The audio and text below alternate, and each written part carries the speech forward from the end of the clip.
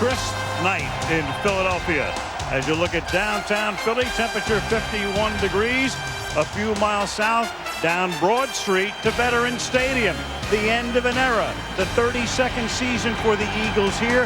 Their last. It's the last Monday night game at the Vet. They'll move across the parking lot to their new digs next year.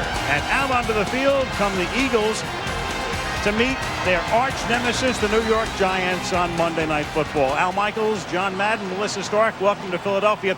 Well, the Eagles have looked great at times this season. Come off a big win last week against Tampa Bay to lead the NFC East with a record of 4-2. But what do you make of a team that loses to Tennessee and Jacksonville?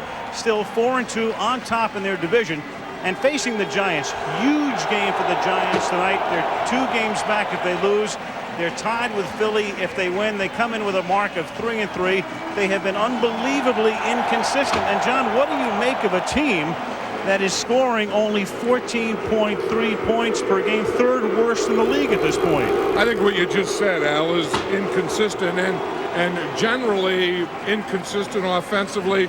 More specific, once they get inside the 20, it seems that bad things happen to them. And I don't know if they're a good team that is playing inconsistent, or maybe they're just an inconsistent team. But I think they're going to find out a lot about themselves tonight offensively. But it all starts with the offensive line, because they have to protect Kerry Collins. Kerry Collins is going to have to make plays. But I'll tell you, the Philadelphia Eagles always are going to give them a heavy, heavy dose of blitzing. No question. Jim Johnson, their defensive coordinator, loves to do that. As far as the Eagles are concerned, when the season began, most people thought the Rams were the best in the NFC. They're not right now. So who's the best? Can it be a team that through 6 games has lost to Jacksonville and Tennessee? Can it be the Eagles? Yeah, I mean, you don't get any prizes for being in first place at Halloween, but I think that, you can be in the top. And I think that's where the Eagles are. If you have, a group in the top, a group in the middle, a group at the bottom, the Philadelphia Eagle team is on the top. And last week, Deuce Staley ran, and they ran the ball a little more. I don't think that's really the Philadelphia Eagles. The Philadelphia Eagles offensively are still Donovan McNabb, and defensively, they're still a aggressive blitzing team. McNabb always a treat to watch, as is Michael Strahan, who will be matched up tonight with tackle John Runyon in the game within the game on Monday Night Football. Indianapolis, who'll be the star tonight? Might it be Michael Strahan? Might it be Donovan McNabb? Big NFC East rivalry. Giants, Eagles on Monday Night Football. Kickoff when we come back. Veterans Stadium in Philadelphia sold out. 32nd and final season here for the Eagles. The Giants come into this place for the last time, barring a playoff appearance. And let's go down to the field. Melissa Stark with Coach Jim Fassel of the Giants. Melissa? Well, Al, the Giants certainly struggling on offense. Only 3 teams are averaging fewer points per game. Jim, what did you do during the bye week to try to correct that? Well, Melissa, we had to work on our run game. We needed to get our run game going. That'll help us in the red area. And then don't allow for penalties down there. That backs us out of the field goal range and takes away from touchdowns. You did something on Saturday that you've never done. You and your entire coaching staff left in the middle of practice. What was the reason, and how did the team respond? Well, I told them that we were practicing like we expected to be mediocre. We don't do this to be mediocre. We want to win. And I did it. It wasn't a ploy. It wasn't anything else. And they finished practice the way I thought the leadership should take over. And I think we're ready to play tonight. All right, have a great night. Thanks. All right, Al. Well, Monday night has not been kind to the Giants, especially when they play the Eagles. They've won once in 6 tries. That was 30 years ago. 30 years ago, and this place opened up in 1971. Last Monday night game at the Vet. Andy Reid, in his 4th season now as the Eagles head coach, took his team last year to the NFC Championship game where they were beaten by the Rams. Can he make one further step this year? Fireworks going off. Temperature 51 degrees, and Matt Bryant, in his first year with the Giants, he was a pawnbroker for the past couple of years in Texas. Sends it in the direction of Brian Mitchell from the 3. And the venerable one brings it back out to the 26-yard line. That's where the Eagles will set up shop with this offensive unit. Donovan McNabb, Syracuse University. Deuce Staley, South Carolina. Cecil Martin, Wisconsin. Todd Pinkston, the University of Southern Mississippi. James Thrash, Missouri Southern. Chad Lewis, BYU. Trey Thomas, Florida State. John Wellborn, University of California. Hank Fraley, Robert Morris. Jermaine Mayberry, Texas A&M Kingsville. John Runyon, Michigan. And the guy who'll be looking through Runyon's face mask all night, Michael Strahan. McNabb going to the air on first down, going deep on first down, and incomplete. Good coverage that time on James Thrash. And Will Allen with the coverage is also a marker down. You know, and Michael Strahan almost got Donovan McNabb on that play. Just as McNabb was getting rid of the ball, Strahan hit him. Bill Carollo is the referee. There's no play prior to the snap, false start. Number 83, offense, 5-yard penalty, replay first down. That was Jeff Thomason who was moving, so it's first down and 15. Watch Michael Strahan here. We see John Runyon coming out to block him. Strahan has great leverage. You see what he does? He gets underneath his shoulder pads. You see him underneath there, and then he gives that move and lifts him right up as he goes by him. That's not the way John Runyon wanted to start. That's not the way that Donovan McNabb wanted to start. That's not the way Jeff Thomason wanted to start, nor Andy Reid wanted them to start. Strahan 22.5 sacks, an NFL record last year, 3.5 this season. To the ground to Deuce Staley, to the chorus of Deuce, and they serenaded him with that chorus all last week. Close to a first down, 14 yards. It'll be second down and 1. Yeah, and that's what all offensive linemen want you to do. You know, Andy Reid, the first play, he calls a passing play, and Strahan gets there. The way to calm down a pass rush always has been a run right at him, make him hang in there, and play the run first. Eagles 5th in rushing, Giants defense 3rd against the rush, and Dorsey Levens, the ex-Packer, picks up the yard to move the chains. First down Philadelphia. Here's the Giants D. Michael Strahan, Texas Southern. Cornelius Griffin, Alabama. Lance LeGree, Notre Dame. Kenny Holmes, University of Miami. Brandon Short, Penn State. Michael Barrow, Miami. Dhani Jones, the University of Michigan. Will Allen, Syracuse. Sean Williams, UCLA. Omar Stoudemire, Fresno State. William Peterson, Western Illinois. Allen and Peterson, good corners. McNabb, as he can do so beautifully, so efficiently, so effectively, and so dramatically to the 25-yard line of the Giants. And as you said, that's where he's so dangerous. You say that you have to contain him, and you usually think of outside. Don't let him get outside, but you can't give him any lane. Watch on this one. He's just going to find a lane right up the middle. Now, he's always looking to throw the ball, but if you give him a lane to throw it, he'll throw it in that lane. But if you give him a lane to run it in, then he has the option of either throwing or running. You see that lane right there?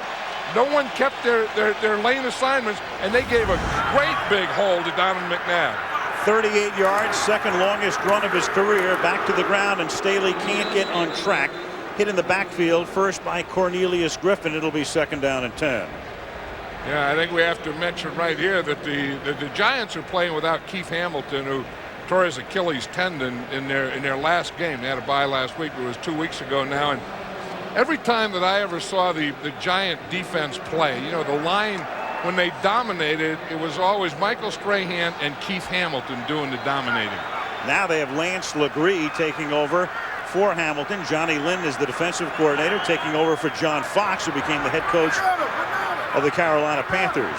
Second and 11. As McNair checks off, and the Eagles move on the left side. That's Trey Thomas, the Pro Bowl left tackle, moving. Big old lineman. Once you get down there, you can only sit so long. Prior to the snap, false start. Number 72, offense, 5-yard penalty.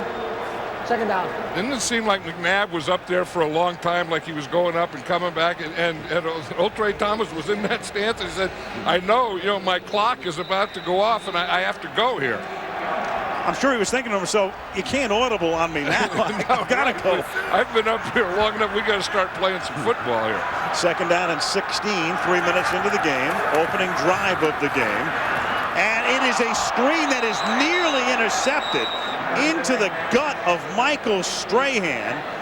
And Strahan angry with himself, and then will put his shoe back on for what should have been, in his mind, an interception. Well, you know, it happens is watch Jon Runyan. He's going to try and cut Michael Strahan here. See, that's what you try and do to get the defensive ends hands down so you can throw the screen over him. You see, he cuts him, but Michael Strahan knows that. He goes down, and then he bounces right back up. That's why he's such a great player. I mean, you know, that I would think if I were going to try and do those things, I think I'd do them away from Michael Strahan. Definitely. 3rd down and 16.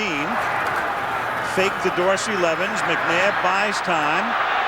Scrambling. Looking downfield.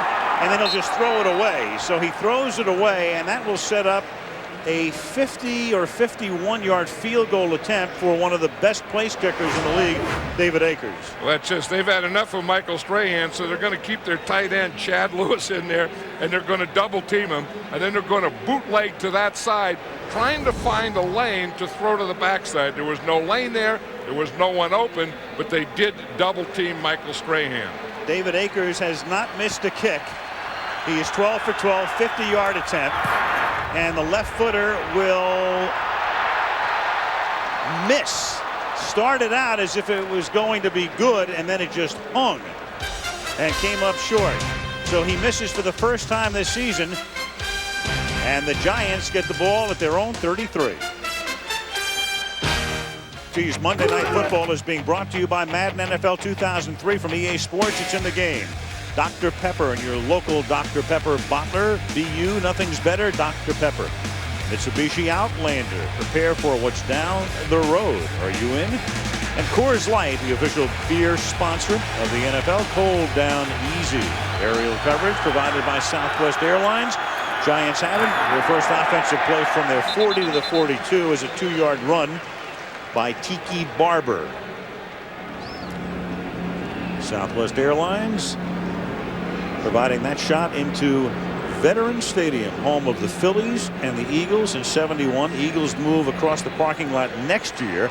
The Phillies play one more season here, and then they move into their new park, also across the parking lot in 2004. Ron Dayne is in the backfield. They give it to the Heisman Trophy winner from Wisconsin. Picks up about 3 as we take a look at the Giant offense. Kerry Collins, Penn State. Tiki Barber, UVA. Charles Stackhouse, Ole Miss. Amani Toomer, Michigan. Ike Hilliard, Florida. Dan Campbell, Texas A&M University. Luke Pettigrew, Notre Dame. Rich Sloybert, Western Illinois. Chris Bober, Nebraska, Omaha. Dusty Ziegler, Notre Dame. Mike Rosenthal, Notre Dame. 3rd and 5 right now. Jeremy Shockey, the Giants rookie tight end, is active, but not in the starting lineup tonight. In uniform, 3rd down and 5. And the pass is incomplete. Falling down was Tim Carter, their number 2 draft choice out of Auburn, and maybe the fastest Giant in years. Jim Fossil said the fastest he's had since he's been with the Giants. You know, and that's what the Giants have always needed. You know, you have to have something that doesn't let defensive coordinators sleep at night, and that's speed. And the Giants for years haven't had the guy that really scares you. And the last few years, the only guy their defensive coordinator will talk about being afraid of is Tiki Barber. Matt Allen is the Giants punter. Brian Mitchell, more punt return yardage than anyone in NFL history. Still dancing, still showing the moves that brought him to that level. And he gets tackled up at the 18-yard line by Dhani Jones. 4:40 into the game in Philadelphia. 0-0. No score in Philadelphia. The Eagles are backed up after the punt at their own 17-yard line. The Eagles have had a lot of long drives this season. They've had 19 drives that have started inside their 20 and scored a touchdown on 7 of them, and that's the best rate in the NFL. So here they are from their 17 with all of their weapons, and they begin on the ground. They begin with Staley, and Staley picks up about 7 to the 24, where Dhani Jones makes the stop. You know, in the way that Michael Strahan started, he was raising havoc with this Eagle offense. Maybe they decided, let's go to the other side. Here in the first play of the game, he puts Donovan McNabb down. Then they decide they're going to throw a screen pass over him, and he just knocks the ball down. Then they decided, if we're going to throw, we better double team him. And that's exactly what they did on that last third down play.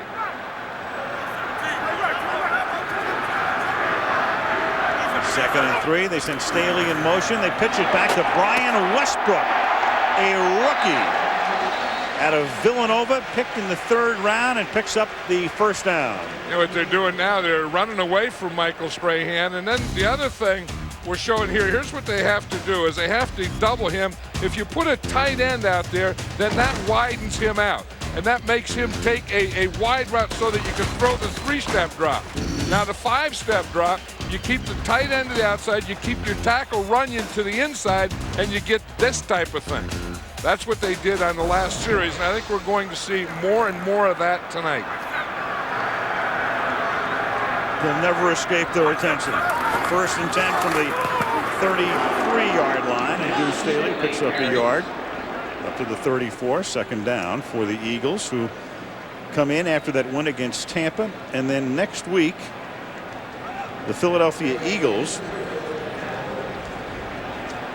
Well, Andy Reid calling the plays. He has the first 15 scripted.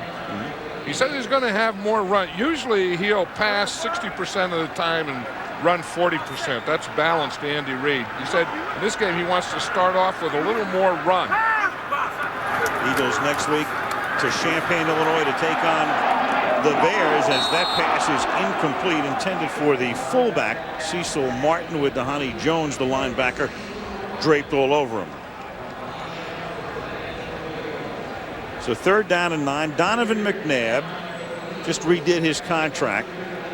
I mean, they throw all kinds of numbers out and all this 12-year deal, 10. Well, you know, it's a lot of money and a long time. It's as simple as that. And I think it just proves how many franchise quarterbacks are in the NFL. And Jeffrey Lurie there, the owner of the Eagles, decided that Donovan McNabb is his franchise quarterback, and he wants him as long as he's going to play. 3rd down and 9. McNabb steps up, slings it to the outside. Looked like lost control of the ball, as Dorsey Levens was the intended receiver.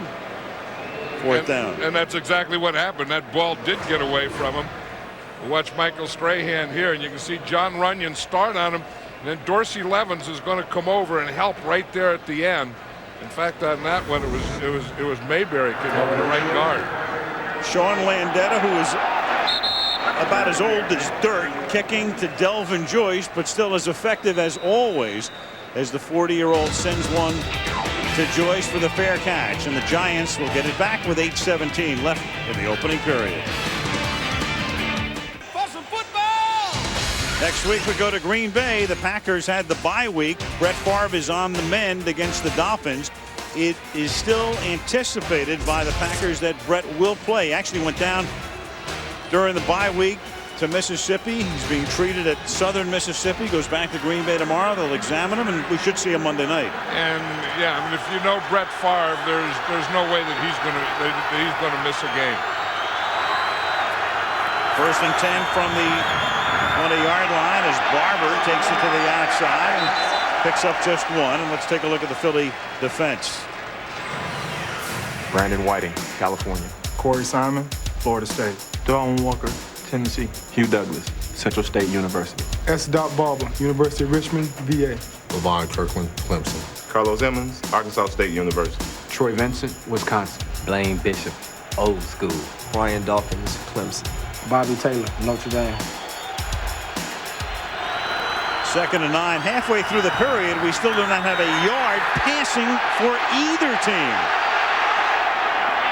Still won't, as Collins throws it into the Eagle bench. 3rd down and 9.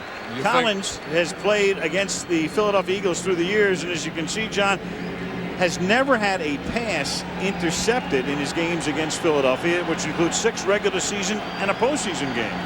I think that the Eagle defense is so aggressive, and you know that they're going to come after you. And Kerry Collins is the type of guy that isn't going to do something stupid. He'll take a sack, he'll take a loss, he'll throw the ball away rather than throw an interception. You don't get a lot of first downs that way. You don't get a lot of touchdowns that way, but you don't throw interceptions. Still looking for the first completion of the game for either team. Still don't have one. On 3rd down, pass intended for Amani Toomer. So in this pass-crazy 2002 season, Collins starts out 0 for 3. McNabb starts out 0 for 4. Yeah, and the early part of this, is I think both of these quarterbacks are a little nervous, a little antsy, a little jumpy, and I think the defenses early are dominating. So it's part them not being in any kind of rhythm yet, and they're two pretty good defenses. Each team has had the ball twice. Matt Allen to boot it. Short kick. Mitchell's going to let it bounce. And then it skids out of bounds at the 38-yard line. With 7:23 left in the opening period at Veterans Stadium in Philadelphia. Eagles with the ball. No score. They tell me on Halloween there's nothing scarier for a dad than his daughter's boyfriend. A frightfully funny 8 simple rules, part of Scary Tales Tuesday, right here on ABC. Trailer MVP, the Philly fans. They've been great through the years. It wouldn't be bad, except it would have to be a weight problem, though. What's a horse weigh? 1,000 pounds. Yeah, see, that's all we can carry on the trailers. We can cheat it a little. We can go to 1,200 pounds. That's it. McNabb throws, first completion of the game to Todd Pinkston. Donovan McNabb and Pinkston a little slow in getting up. McNabb's second overall choice in the '99 draft. That's when Cleveland started with Tim Couch. Then the Eagles, the fans wanted them to draft Ricky Williams, the running back, and they picked McNabb out of Syracuse. And Cincinnati went for Akili Smith. And when you look at it right now, down the line at this particular point, McNabb the best of the three. Couch clearly second, and then Smith. Yeah, and that's exactly. I mean, the Eagles obviously did the right thing, and then you have to have a quarterback in this league. They're going to have one for a long time. Got a pretty good running back in Deuce Staley, just like last week. Staley is out of bounds, forced out by Omar Stoutmire at the 31-yard line. Last week, 152 yards on the ground. That gained 23, and the Deuce has already picked up 44 in the period. Watch your left guard here, John Welborn, and watch the job that he does in the green. You see, he just takes that whole side and just moves it down to the right, and then Deuce Staley comes up and cuts right off that. The other thing that helped that play was they faked the reverse. They faked the reverse to hold the backside. Welborn on the onside makes a heck of a block. From the 31-yard line, McNabb under pressure and gets buried. The Giants on a jailbreak. And it was Mike Barrow along with Michael Strahan who came in. We'll see how they rule it in terms of who gets the sack or if they divvy it up. It was funny that Donovan McNabb was looking to his left, and that was the pressure when it first started, and then it came from the right and then the middle.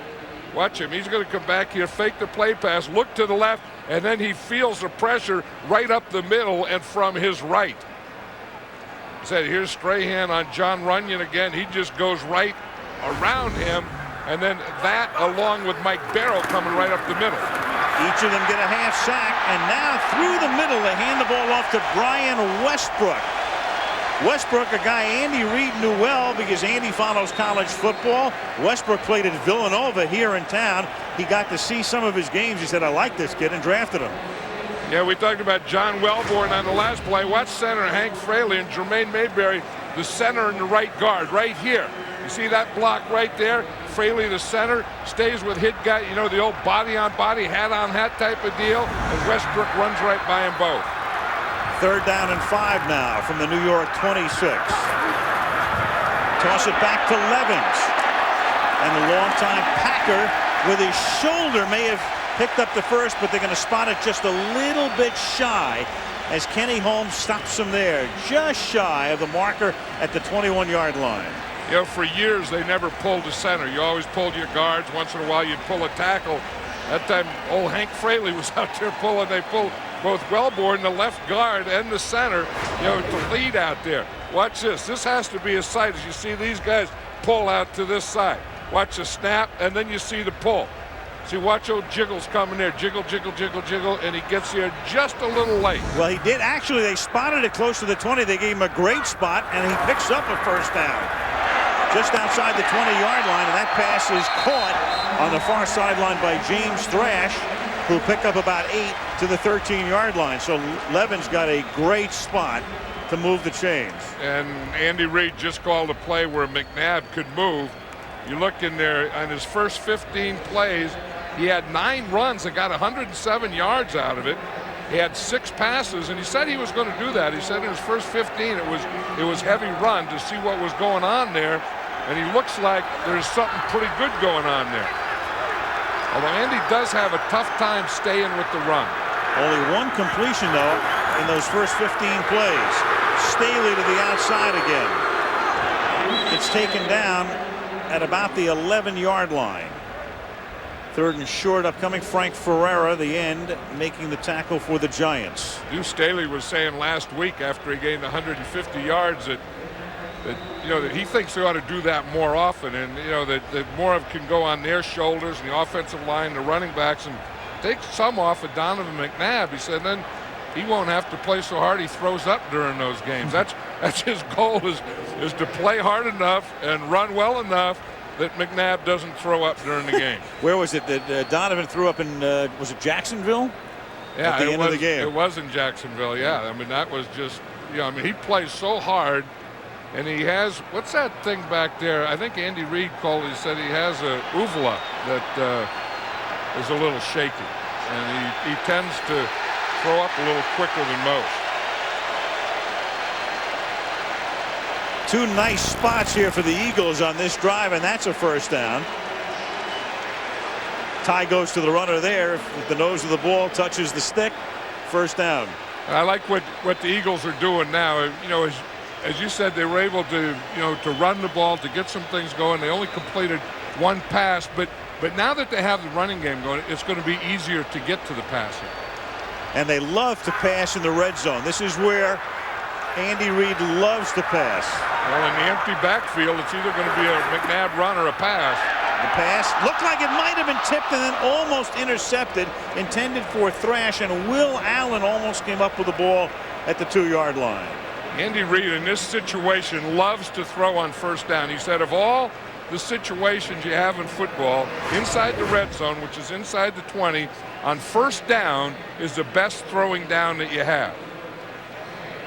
Of course, he had the throw, and he called the play, and it went right off Thrash's hands. I wouldn't be surprised if he came back with a run here. And he does with Staley. Staley only gets a yard and a half to the 8-yard line with under 3 minutes to play in the period. It'll be 3rd down and 8 in the red zone. In his career, the ratio is close to 15-1, and that's the 2nd highest since he came into the league, second to Jeff Garcia. And you know who's going to be high in that from now on is Michael Vick. Yeah. I mean, you talk about a guy that is fun to watch and can do so many of those things. I mean, you just get the ball in his hands, and somehow it's going to get in the end zone. Donovan McNabb's a lot like that. He'll be high in a lot of categories. Fake give to the fullback. Then McNabb is chased by Strahan, eludes him, throws, and it's incomplete. Intended for Todd Pinkston, who was covered at the goal line. And that was the 2nd time that they ran that play on 3rd down. The first series they had the ball, it's a bootleg where he fakes the run to the left, and he's going to bootleg out. You see, he fakes a run in there to Deuce Staley, then he bootlegs out here. Now what he's looking for is a lane to throw back across the field, because he has 2 deep routes back across the field. They were both covered. Now a 27-yard attempt for David Akers, who missed earlier from 50, and that had been his first miss of the season. This one is good. The Eagles have run 21 plays to only 6 for the Giants and lead 3-0. Tuesday, you ready for 2 funny women in one night? Then you're ready for all new episodes of Life with Bonnie and Less Than Perfect. Tuesday, otherwise known as Mañana, right here on ABC. Michael Strahan has been on the field a lot. As we say, the Eagles have run 21 plays, so they've dominated the first period, but it's only 3-0 on the scoreboard. And now the Eagles with Akers descended down to the Giants, fielded at the 9-yard line by Tim Carter, and the Auburn speedster brings it back up to the 32-yard line. Philadelphia, the final Monday night game ever at the Vet. The Liberty Bell, of course, the primary feature. We picked up our replicas of those today, John. A little ceremony, a little pep rally downtown. Yep, including the crack in the Liberty Bell. There's a lot of tradition here. You know, you think of Philadelphia, and you just drive down the streets, and you're in the city, and just there's so much history and tradition that you know, you felt at some place in another life maybe you were here. Good town. I've always loved coming here. Ike Hilliard, the intended receiver. Collins started to stumble on the way back. You know, Jim Fossa was telling Melissa at the outset tonight that he wanted to establish the run game. Well, here we are almost at the end of the first period. They've run the ball 3 times for 6 yards. Well, they haven't established anything. Collins hasn't completed a pass yet, has he? 0 for 4. Well, you said he stumbled on that one. He's been stumbling this whole first quarter. This Giant offense has been stumbling this whole first quarter. 2nd and 10. They give it to Dane, and he looks like he started to stumble as well. This is, I think they call this next turf. It's a different turf. They put it in a couple of years ago. Of course, this stadium is going to be imploded in a couple of years. They don't spend a lot of money on it. And it looks like it's snowing or sleeting or whatever it is. But it's just ugly. It's as simple as that. Yeah, it's ugly, but it's a lot better than it used to be. I mean, it used to be ugly, and it used to be hard, and it used to be the worst field in all of football. But this is much softer and a lot better field. Ain't no Persian rug. 3rd and 7, and that is caught, and that's a first down. So their first completion moves the chains as Amani Toomer makes the catch, and the Giants have a first down.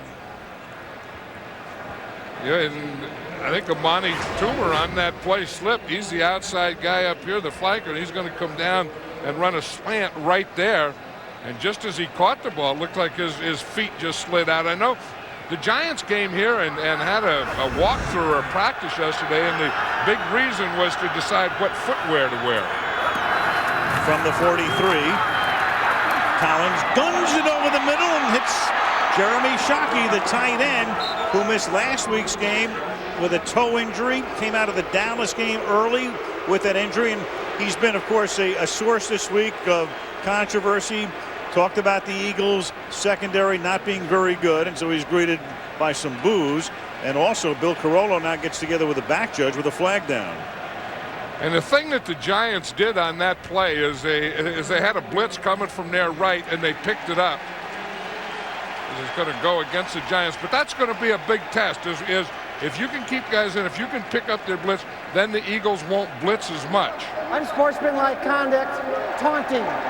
On number 80, offense. After the first down, it'll be 1st and 10, 15 yards from the spot of the dead ball. Oh, how much does the crowd love that? Yeah, and Jim Fossil knows, and Jeremy Shockey's going to learn. I mean, you know, you have to play with emotion, and you have to play, but you make a play, just go back to the huddle. You know, that's all you have to do, and eventually you learn that. Now as a rookie, and the way Jeremy Shockey is, players are going to talk to him too, and they're going to start the taunt, but you can't finish the taunt.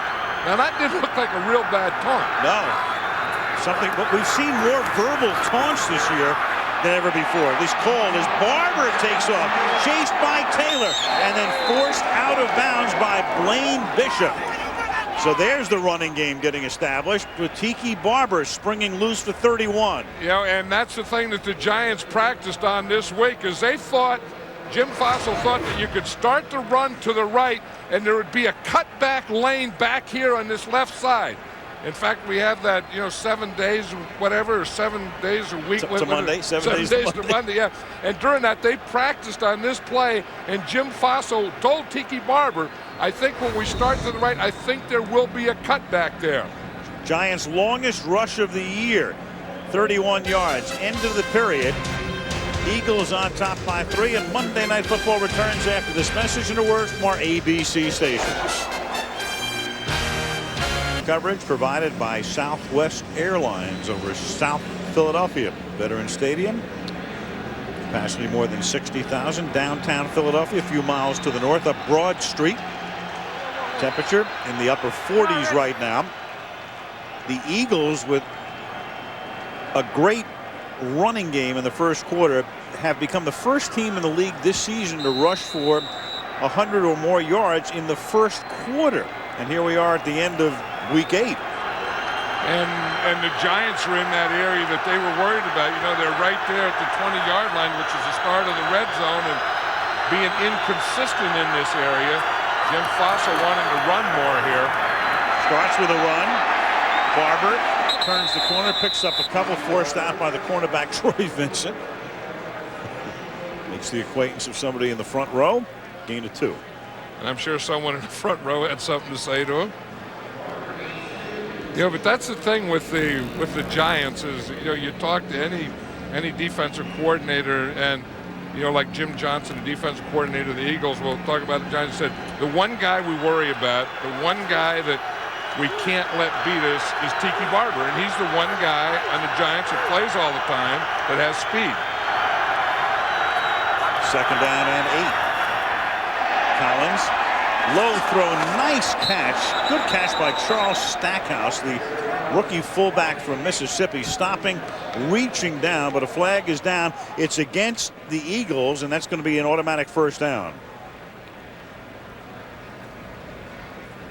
That defensive holding, and it is an automatic 1st down. You see Andy Reid there. He's working on the plays that he's going to get the next time holding, he gets the ball. 51.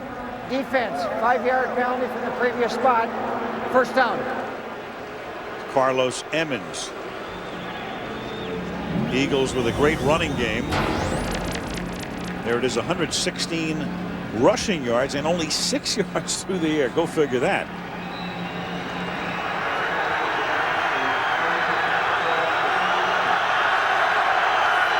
First down for Collins and the gang at the 13-yard line. Barber inside the 10, stop him at about the 8 following Stackhouse's block.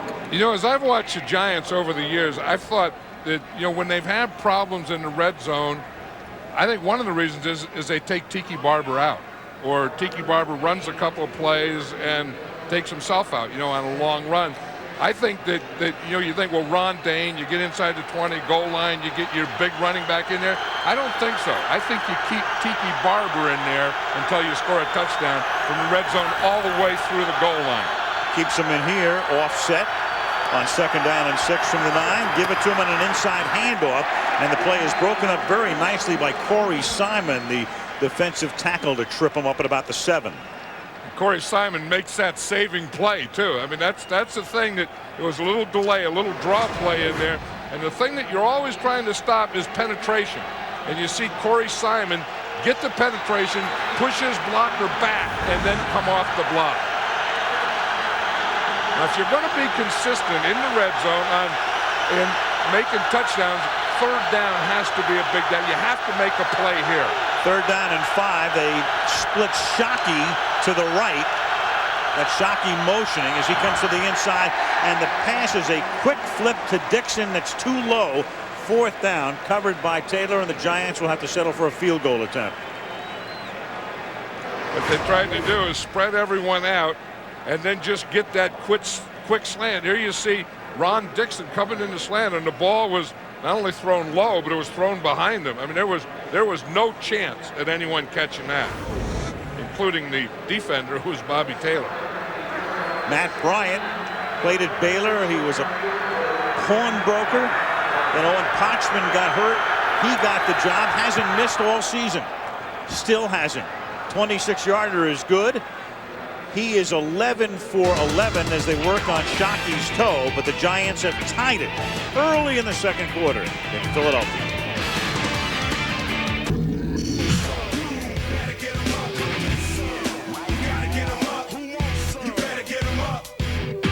Right here is payback from way back. I don't play. You gotta get 'em up. In Philadelphia, Al Michaels, John Madden, Melissa Stark, Jeremy Shockey riding the bike. His team has just tied the game 3-3. They were checking his knee a little while ago. Of course, it's his left toe that's a problem. In fact, he's wearing a bigger shoe on his left foot that it just came off in that last drive, a size 14 on his left where the bad toe is taped, and a 13 on the right. Giants, who had come to the 30-yard line collectively, then spread out, and the kick is taken by Mitchell. There's a penalty marker. Brings it up to the 44-yard line. In fact, there are two. There's a flag down at the 22, and there's one at the 44. We know for certain it's coming back. Yeah, and that's the one at the 22, and that was a holding, and that was a play right where Holding. Mitchell broke. 58 during the return, 10-yard penalty, first down. Ike Reese. Andy Reid was the quarterback's coach at Green Bay when he got the job here, his first head coaching job here. Of course, he was another pup out of Mike Holmgren. Somebody on that staff with Mariucci now, of course, in San Francisco. John Gruden went to Oakland, now at Tampa Bay. Andy Reid. And they all kind of remind you of Mike Holmgren too, don't they? You know, and especially Andy Reid has so many of Mike Holmgren's mannerisms. Sometimes if you close your eyes, you think you're talking to Mike. From the 12-yard line, McNabb buys time, slings it. It is dropped, incomplete. Chad Lewis never had possession, incomplete. You know, the one thing that McNabb likes to do, if he's going to move and scramble or bootleg, is come out to this right side. And the bad thing about it, that's the side that Michael Strahan is. But you see what Jon Runyan does to him?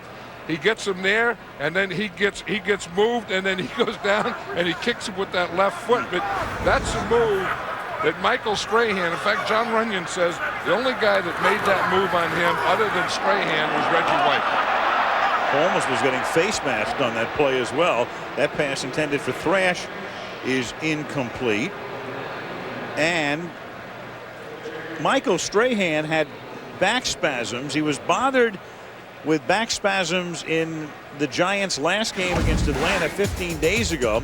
And he's been getting therapy and rehabbing it and getting massages. And he was talking about it yesterday, saying, well, it's not too bad, but it's bad enough that he's out right now. Well, what happened, he said, in that game, his pelvis shifted, and he was crooked, and he was kind of sideways, and then he couldn't feel his legs. 3rd and 10, and McNabb will take off.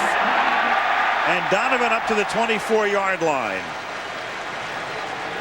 And when you have Donovan McNabb, it's almost never 3rd and long in a conventional sense. Yep, and they take Michael Strahan out, and that's right where Donovan McNabb runs. What they do is they get the end up the field on this side, and you see that lane right there. When this end comes wide, and then they pin the tackle on the line of scrimmage, there's always a great lane to either throw the ball in that lane or run it, and it was right where Michael Strahan would have been. Frank Ferrara, for the moment, spelling Strahan. Deuce Staley with some tough inside running up to the 28-yard line. I don't know if that was the thing with Michael Strahan, is if that was the back that bothered him before, or if he got hurt on that play. He made a good move on Jon Runyan, and then Runyan kind of came down on him and kind of kicked with his left leg. Doesn't look like it's his back. But that injury that he was telling us about, I'd never heard of that one where his pelvis got out of joint. Your hip rises up. One hip is higher than the other. Levens taking off into the secondary. Tackled at midfield. I think the Giants better get Michael Strahan back in there because the Eagles are taking an advantage of him. I mean, that's the same hole that Donovan McNabb just ran the play before, and this time it's Dorsey Levens. Start here and cut right back into this area. That's the same place that Donovan McNabb ran. You see right there and then right back in that gap. They hit that gap twice. Here's what it looks like to the umpire. He sees the flow go away, and then he sees the cut back, and he says, that's way too big a lane. 24-yard gain. Now McNabb airs it out, and just off the fingertips of Todd Pinkston. What about Strahan? Melissa, what do you know? Well, Al, he had a stinger in his left shoulder.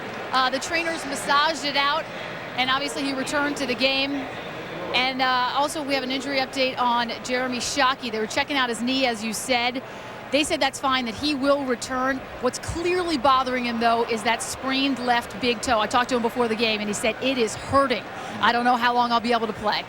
Well, there he is. Of course, the defense is on the field at the moment. Strahan is now back 2nd down and 10. Philadelphia at the 48-yard line. 10.5 until the half. They give it to Brian Westbrook. Chased by Holmes. Cuts back inside. And gets to the 43-yard line. Tackled there by William Peterson. So right now on the ground, McNabb has 51 yards rushing. Staley has 51. Levens has 30. Westbrook has 29. They have 4 guys with 29 or more yards rushing.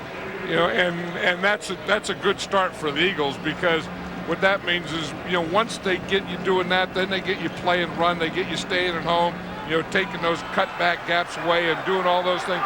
Then you don't rush, and then the passing is going to come a lot easier later. 3rd and 5. Giants show blitz, and then McNabb gets the ball away quickly and hits Todd Pinkston, and that's going to be enough for a 1st down. One of the things that McNabb is doing better this year, and Andy Reid talked about it, and so did McNabb, is being able to place the ball. And sometimes you want to place it on the front shoulder, and sometimes you want to place it on the back shoulder.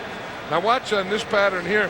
He's gonna place it on Pinkston's back shoulder. You see, when the defender is inside, you don't want to lead him to the inside. You want to put it on his back shoulder so that he can reach back away from the defender. 1st and 10 at the 37-yard line. Fake end around. After the fake to the back, McNabb goes by Holmes, breaks a tackle, and then gets finally ridden out of bounds at the 23-yard line by Allen. That's where McNabb is so good. You know, that he has such a great feeling, but when he runs fast. And he runs faster than you can. Kenny Holmes is out there. I mean, he fakes that thing, then he's going to bootleg, and now he just outruns those guys. See, Holmes is there. Holmes has containment, but he's just too fast for him. Looks like a pure running back. 6'2", 225. 3 carries tonight for 65 yards. This season, the Giants have not given up until tonight more than 113 yards rushing in a game. The Eagles tonight have rushed for 175 yards in a quarter and a half, and now add a few more as Deuce Staley takes it inside the 20.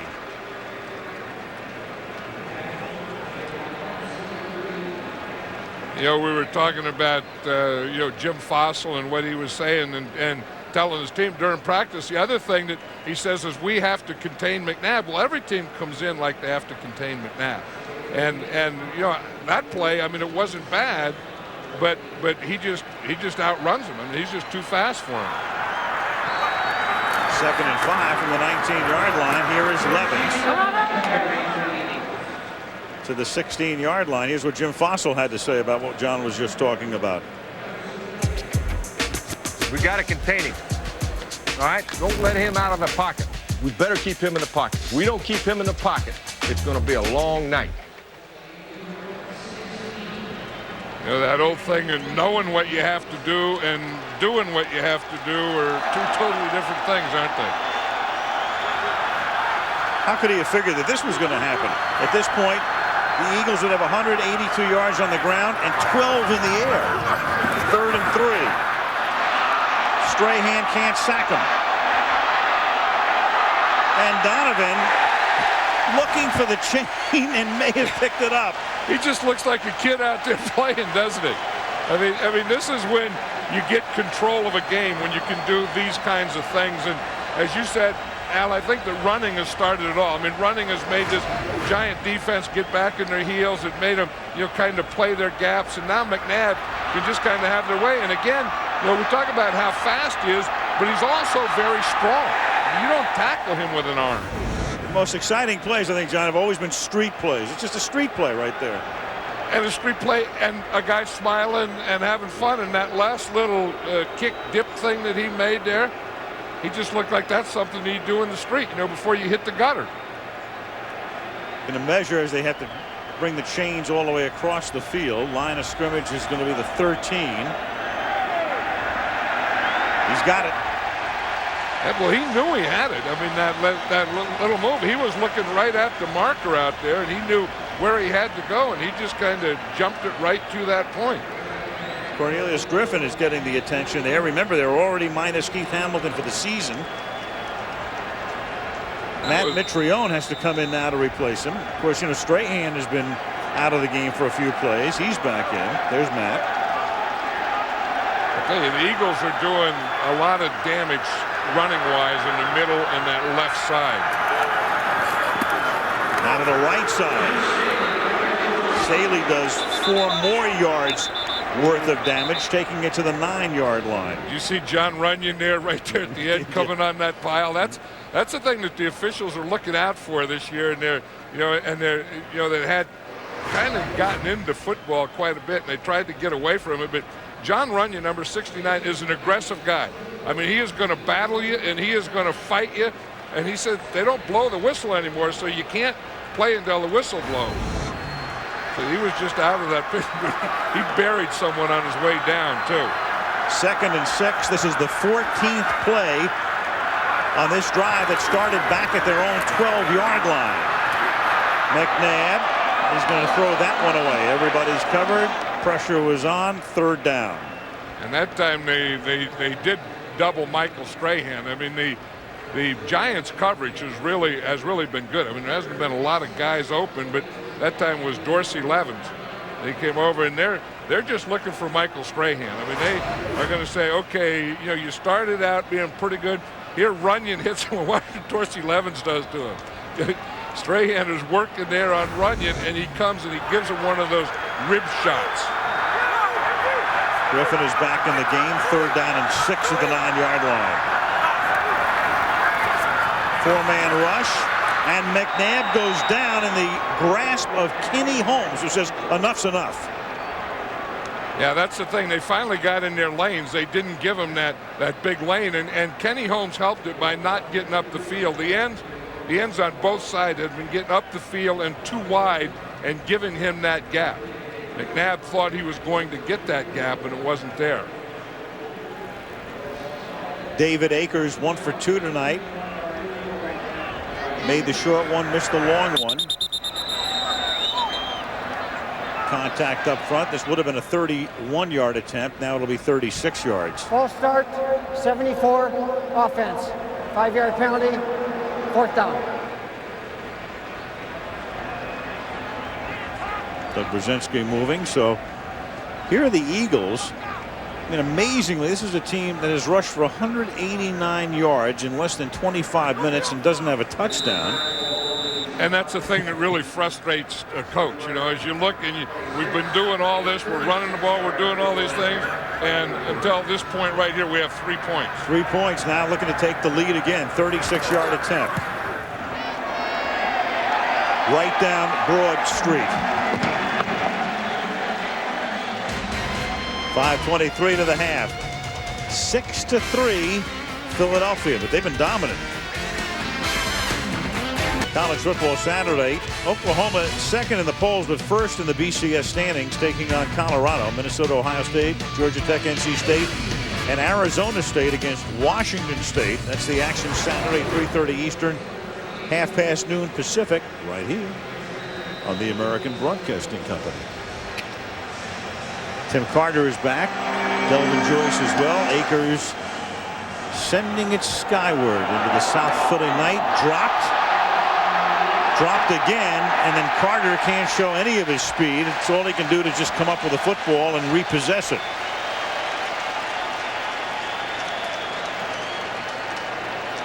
Looking for him to break one. And instead, the Giants have it deep in their own territory. 5:18 to the half. Philadelphia 6, New York 3. Saturday, the Tour Championship from Atlanta, presented by Coca-Cola. Tiger Woods will be there. Phil Mickelson, Ernie Els, Sergio Garcia, all in the field. The Tour Championship this Saturday here on ABC. Giants begin this drive from the 10-yard line. Short drop by Collins, then on the slant to Shockey. And the number 1 pick out of Miami takes it up to the 21-yard line. Okay, calm down now. Calm down. That's a very fine line. I mean, Jeremy Shockey is going to be a heck of a tight end in this league and a good player. And he does all these things that you want. I mean, he can play wide, he can play inside, he can block, and he can be explosive, and he's a dimension. that the Giants need, but he just has to calm down. Just calm down a little after the play's over. 1st and 10 from the 21-yard line. Dane. And Dane chugs his way up to the 26-yard line, gain of 5. And let's check in with Melissa. Well, Jeremy Shockey has certainly made a lot of headlines for himself on and off the field. Jim Fossil told us he is not your typical rookie. And here's a little insight into what kind of guy he is. Back when he was in junior college at Northeastern Oklahoma, Shockey's team lost in the playoffs. And after the game, he was so mad, he was so angry at himself that he picked up dirt from the ground. He actually ate it. He told me he wanted to remember how bad it tasted and never have that taste again. John, he sounds like your kind of player. Come on up! That's how you make mud. Yes, you do. Dane picks up a couple. Well, who was it? It was Tim Rosevich at SC who used to eat glass. He used to eat light bulbs. Yeah, that was a normal thing. Well, Tim would just grab a light bulb off and eat it and have lunch. But you know, the thing with Jeremy Shockey, you know, they say it's a turf toe, and it's really not a turf toe. What it is, it's a ligament. And I think he has a torn ligament in that left toe, and that's something that I don't know is ever going to get better this year. This may be something that he has to play with and gut out all year. 3rd and 5. Collins over the middle, deflected and dropped. It was Shockey in traffic, off his fingertips, that bounced around like a bowling ball, incomplete, and the crowd, of course, loves it. Because he was saying that he thought that the Philadelphia Eagles secondary wasn't really that good, and they were overrated, and they're beaten a lot, but the blitz gets there and all those types of things. And you see here, the ball is there. He almost makes a heck of a catch. Just as he's about ready to bring it back in, Bobby Taylor hits him. Matt Allen, a short kick, bouncing near midfield, flag, and it stops at the 46. Bill Carolla will let us know. Looks like it's against the Eagles. It was way over here on this sideline. The ball was over on the right side, and the flag is over here on this left side, so the penalty was way away from the ball. 31 on the receiving team while the kick was in the air. 10-yard penalty. Receivers to keep the ball. 1st down. Timeout. Now Harris, and that's what you need after a little short punt to pick up 10 more. 3:09 to the half. 6-3 Philadelphia. They have the ball. What a difference 6 weeks make. Last time we had the Eagles, we had the cool zone on the sideline in Washington, week 2. Week 8, you get the heaters going. And there was the pepper spray over the stands into the cool zone that caused that problem with the Eagles. Absolutely. That was week 2 in Washington when the Eagles looked so good after their loss on opening day to Tennessee. And apparently the Giants' communication from upstairs, the coach's box upstairs, to the coaches downstairs doesn't work. And if that is the case, then both teams have to take off their headsets.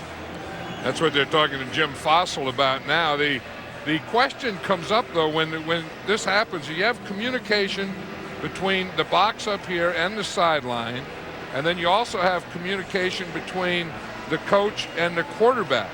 Now, I don't know that all those systems are out. So it looks like this system, the coaches in the booth down to the sidelines are out. But I don't know that you can't still use the coach to quarterback one. That's always, that happened a couple weeks ago, and it was a discussion. It looks like they're still using it. See Brad Childress to the left there of Andy Reid. Mm-hmm. That headset that he has is the one that talks to Donovan McNabb. Here is McNabb throwing on 1st down to Deuce Staley, and it's taken down by Will Allen and Brandon Short after a gain of 7. And that one is still working, and they could use it. So the one that they can't use is like I said, the coach is talking to the sideline, but they can use the one that is the coach talking to the quarterback. Andy Reid calls the play. Brad Childress, who's the offensive coordinator, right next to him, and he talks to Donovan McNabb. Second down and 2 from the 43-yard line. That's caught by James Thrash at the 49-yard line. You saw Fossil with the headset on, but that shouldn't be working, since the Giants are on defense right now. It looks like he's trying to figure out if there's someone there, someone to talk to. Again, now there's Brad Childress calling the play, and he's talking into the helmet of Donovan McNabb. We're going to go to the 2-minute warning after this play as McNabb retreats. McNabb goes deep. The coverage is terrific, and the pass is incomplete, intended for Freddie Mitchell. So the 2-minute warning comes with a $1:55 officially on the clock here at Veterans Stadium. Typical Giants-Eagles matchup. Tough, rough, low scoring. 6-3 Philly. So the halftime show, our feature, 7 days to Monday night. This week, all access, behind the scenes, Coach Jim Fossil. Last year, they beat us twice, and that flipped their season, and it flipped our season. They cost us everything we wanted last year. I don't want to say that at the end of this year.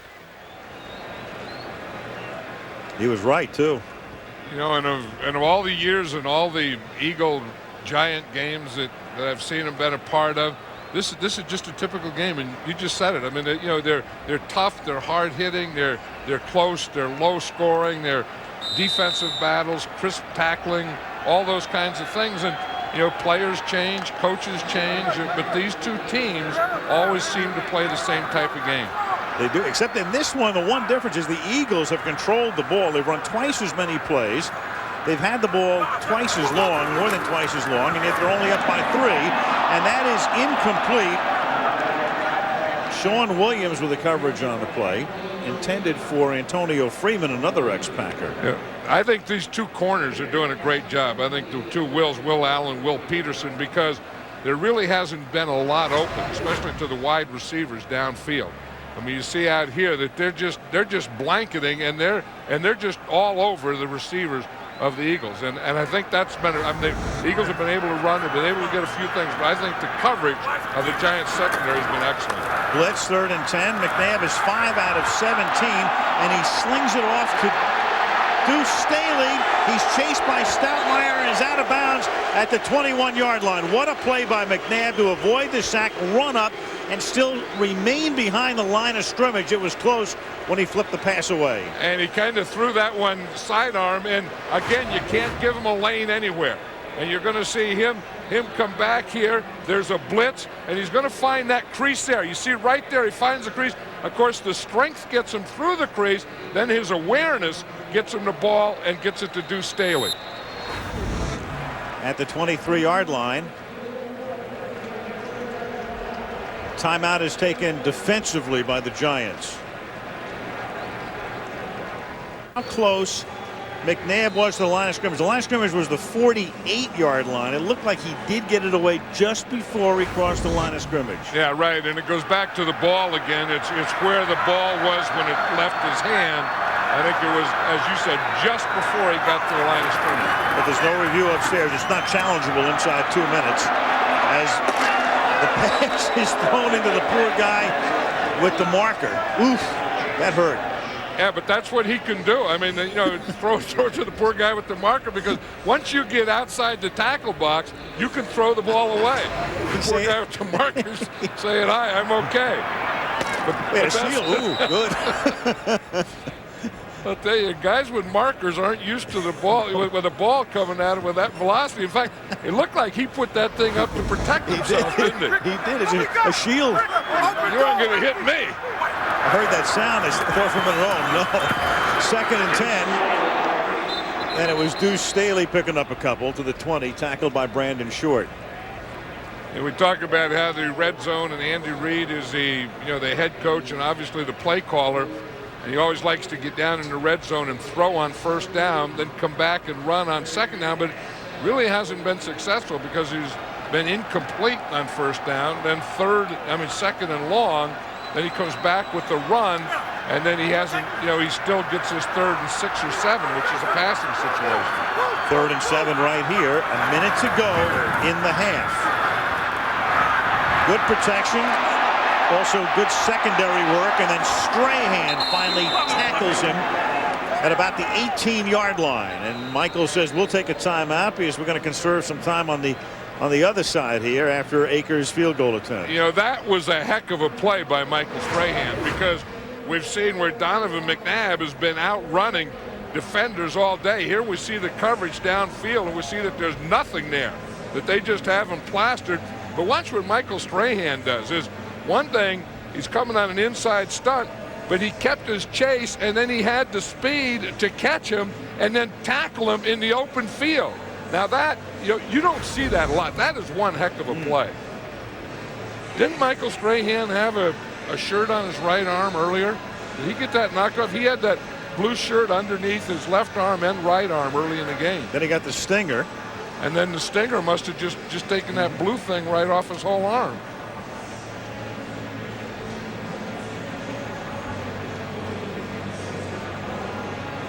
.46 seconds remaining now with a 35-yard field goal attempt here.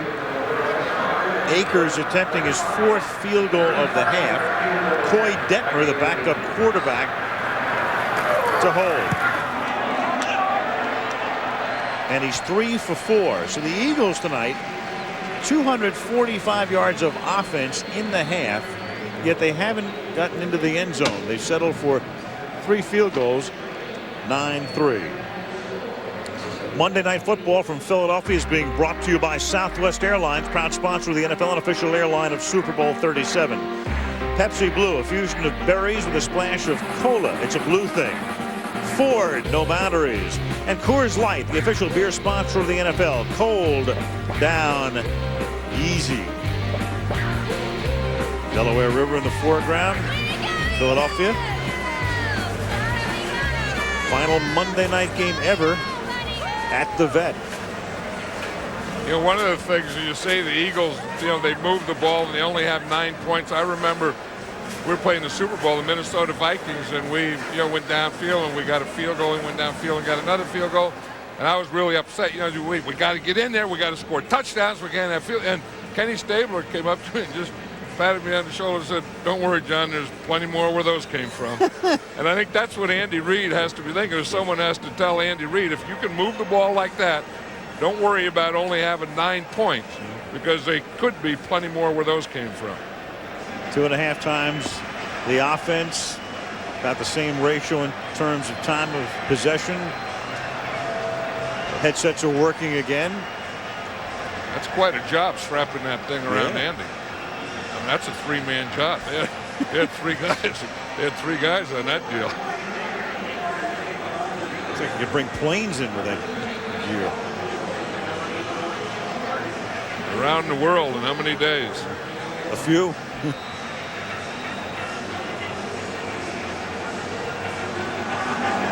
Akers to kick off. Giants have 1 timeout. Line drive fielded by Tim Carter from the 8, and he gets stripped up at the 23-yard line. Flag.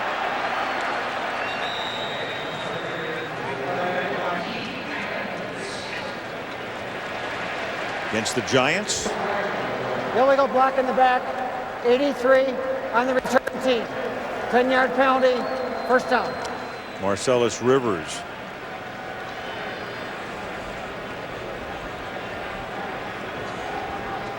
In this past crazy year, to think about it, McNabb 64 yards through the air, Collins 40. 104 yards of passing offense in the first half composite.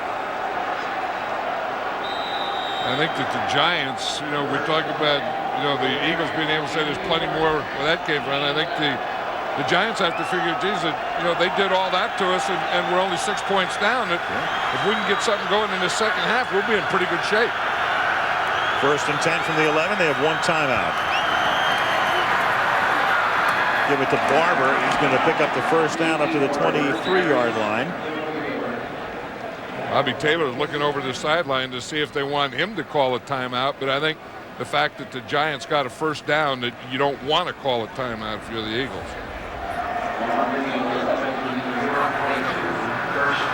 1st and 10 from the 22.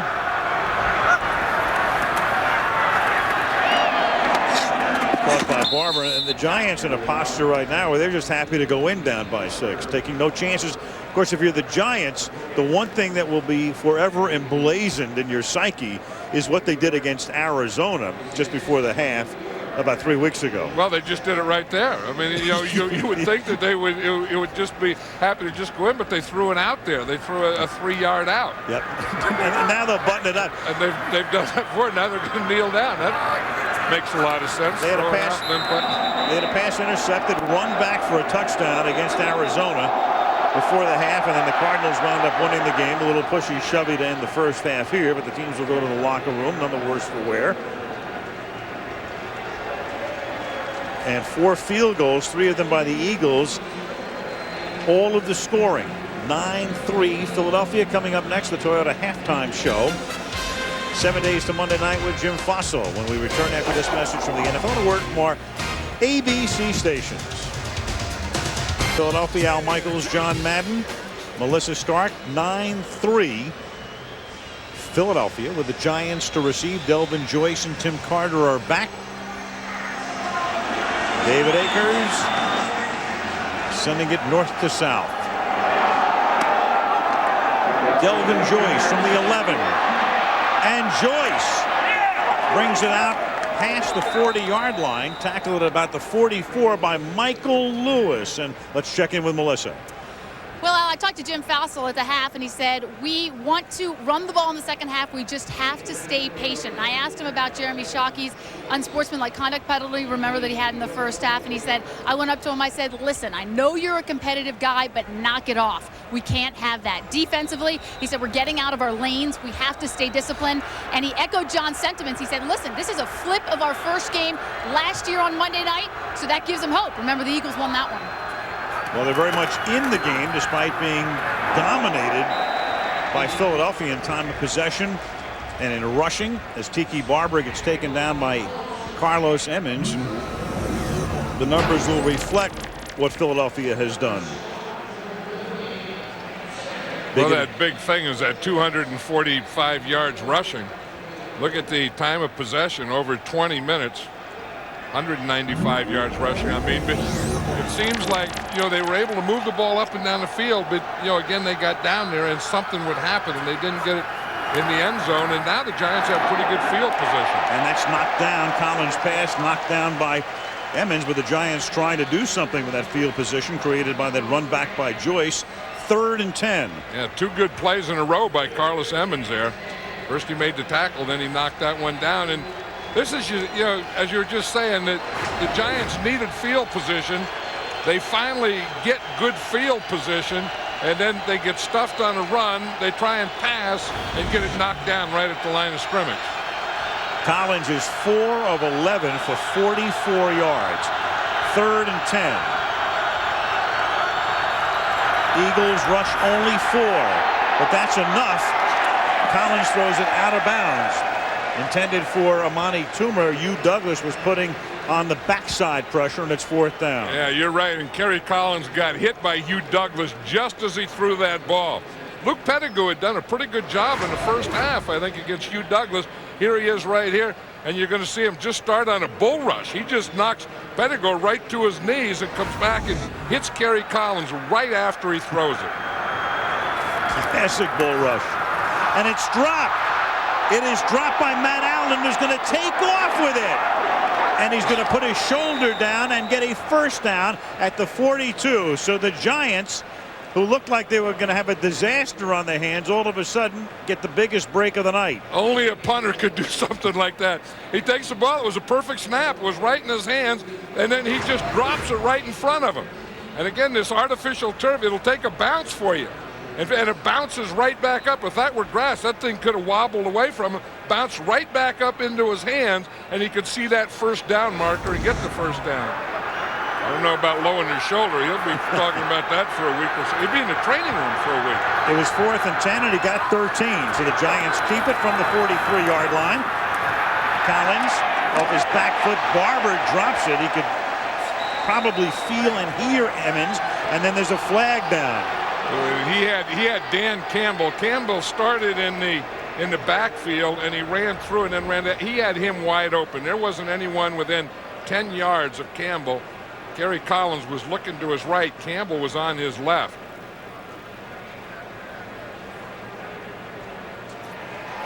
And it's against the Giants, but then it's offsetting because you have a personal foul against the Eagles. And sometimes you'll see something like that, you know, a Campbell being open and, you know, coming out of the backfield, and you come back to that play. On the play. Holding, 77, offense, personal foul, 51, unnecessary roughness after the play. The penalties will offset, replay first down. Personal foul is on Emmons, and when Pettigrew, when he got bull rushed, I guess the next time around he figured I better hold him. Yeah, this is the Emmons one. It looked like he was having his. Yep, it's always the first guy you don't see. I mean, that goes all the way back to grammar school, doesn't it? I didn't do it, you did it, he did it, he started it. Who started it? You never get the guy that started it. Yep. 1st and 10. Tiki Barber. And he goes to the 30-yard line. Got in behind the fullback Stackhouse, picks up the first. Flag. That was a good block by Jeremy Stockey. I don't think they can call that penalty on him. I mean, he was out there, and if they call holding on Jeremy Stockey, I don't know about that one, because he made a heck of a block. Holding, 80, offense. During the run, 10-yard penalty. It was on Jeremy Shockey. But I watched him the whole play, and he's spread out here. You see, he comes in motion, and then he starts down here, and he has a good block, and he's just blocking right there. And he takes his guy to the ground, and because he went down there, it looks like it was a hold. I didn't think the whole way that was a hold. I think that's a pretty good block. And I thought it with my raw eyes, and then I think that as I watched the replay, I think it was a pretty good block. We got Barber down. Whatever angle the officials saw it at, it looked like a hold. And that's the penalty. It's 1st down and 12 now, instead of a 1st down about 25 yards downfield. Now Shockey makes the catch, gets out of Emmons' grasp, and takes it to very close to the 1st down at the 33-yard line. It was 1st and 12. And that's where Shockey is so good and is going to be so good, is one, he has quickness and explosiveness to get open, and then after he catches the ball, you see, you can run him on a little 2-yard thing here, and then he can turn and run that ball upfield and bulldog it. And this guy can really be something special. I think he is something special, but I think he can really be something special. In fact, he's so special, the Giants had him in their sights all the way in the draft, and the Giants almost never trade up in the draft, but they did it the last 2 years. One to get the corner Allen, and then in the last draft in April, and you can see Shockey is limping in, but they had to trade up, afraid that he was going to be taken off the board by the time they could get to the point where they could pick him. And that was the right thing to do. I mean, they've been playing with Ike Hilliard out there and Amani Toomer and these types of guys, but they needed someone else, something else, another part to go with those guys, and Jeremy Shockey's the perfect guy. He's the man in motion on 2nd down and 9. And Collins throws it into the back of Mike Rosenthal, and a flag is down. Corey Simon put the heat on.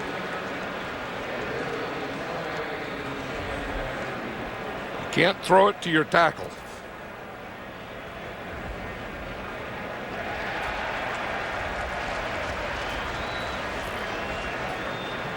Illegal touch.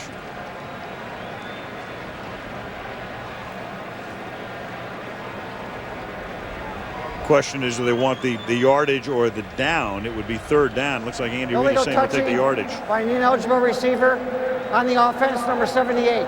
5-yard penalty. Replay 2nd down. Speaking of Shockey, here's what Strahan said about him. Jeremy brings the attitude. He's not afraid of anybody, not afraid of anything. He says what he feels, and that's just it. And I think we respect that about him. That's one thing I like. Most rookies, when they come in, they're afraid. You know, he speak in the locker room, or they don't say anything to the papers. He just says what he feels, and if you don't like it, so be it. And I think we respect that attitude. Giants on 2nd and 13. Collins throwing, and that's incomplete. And then really paying the price is Hilliard. So much of a price is going to be a personal foul. Brian Dawkins leveled him, and Dawkins is down as well.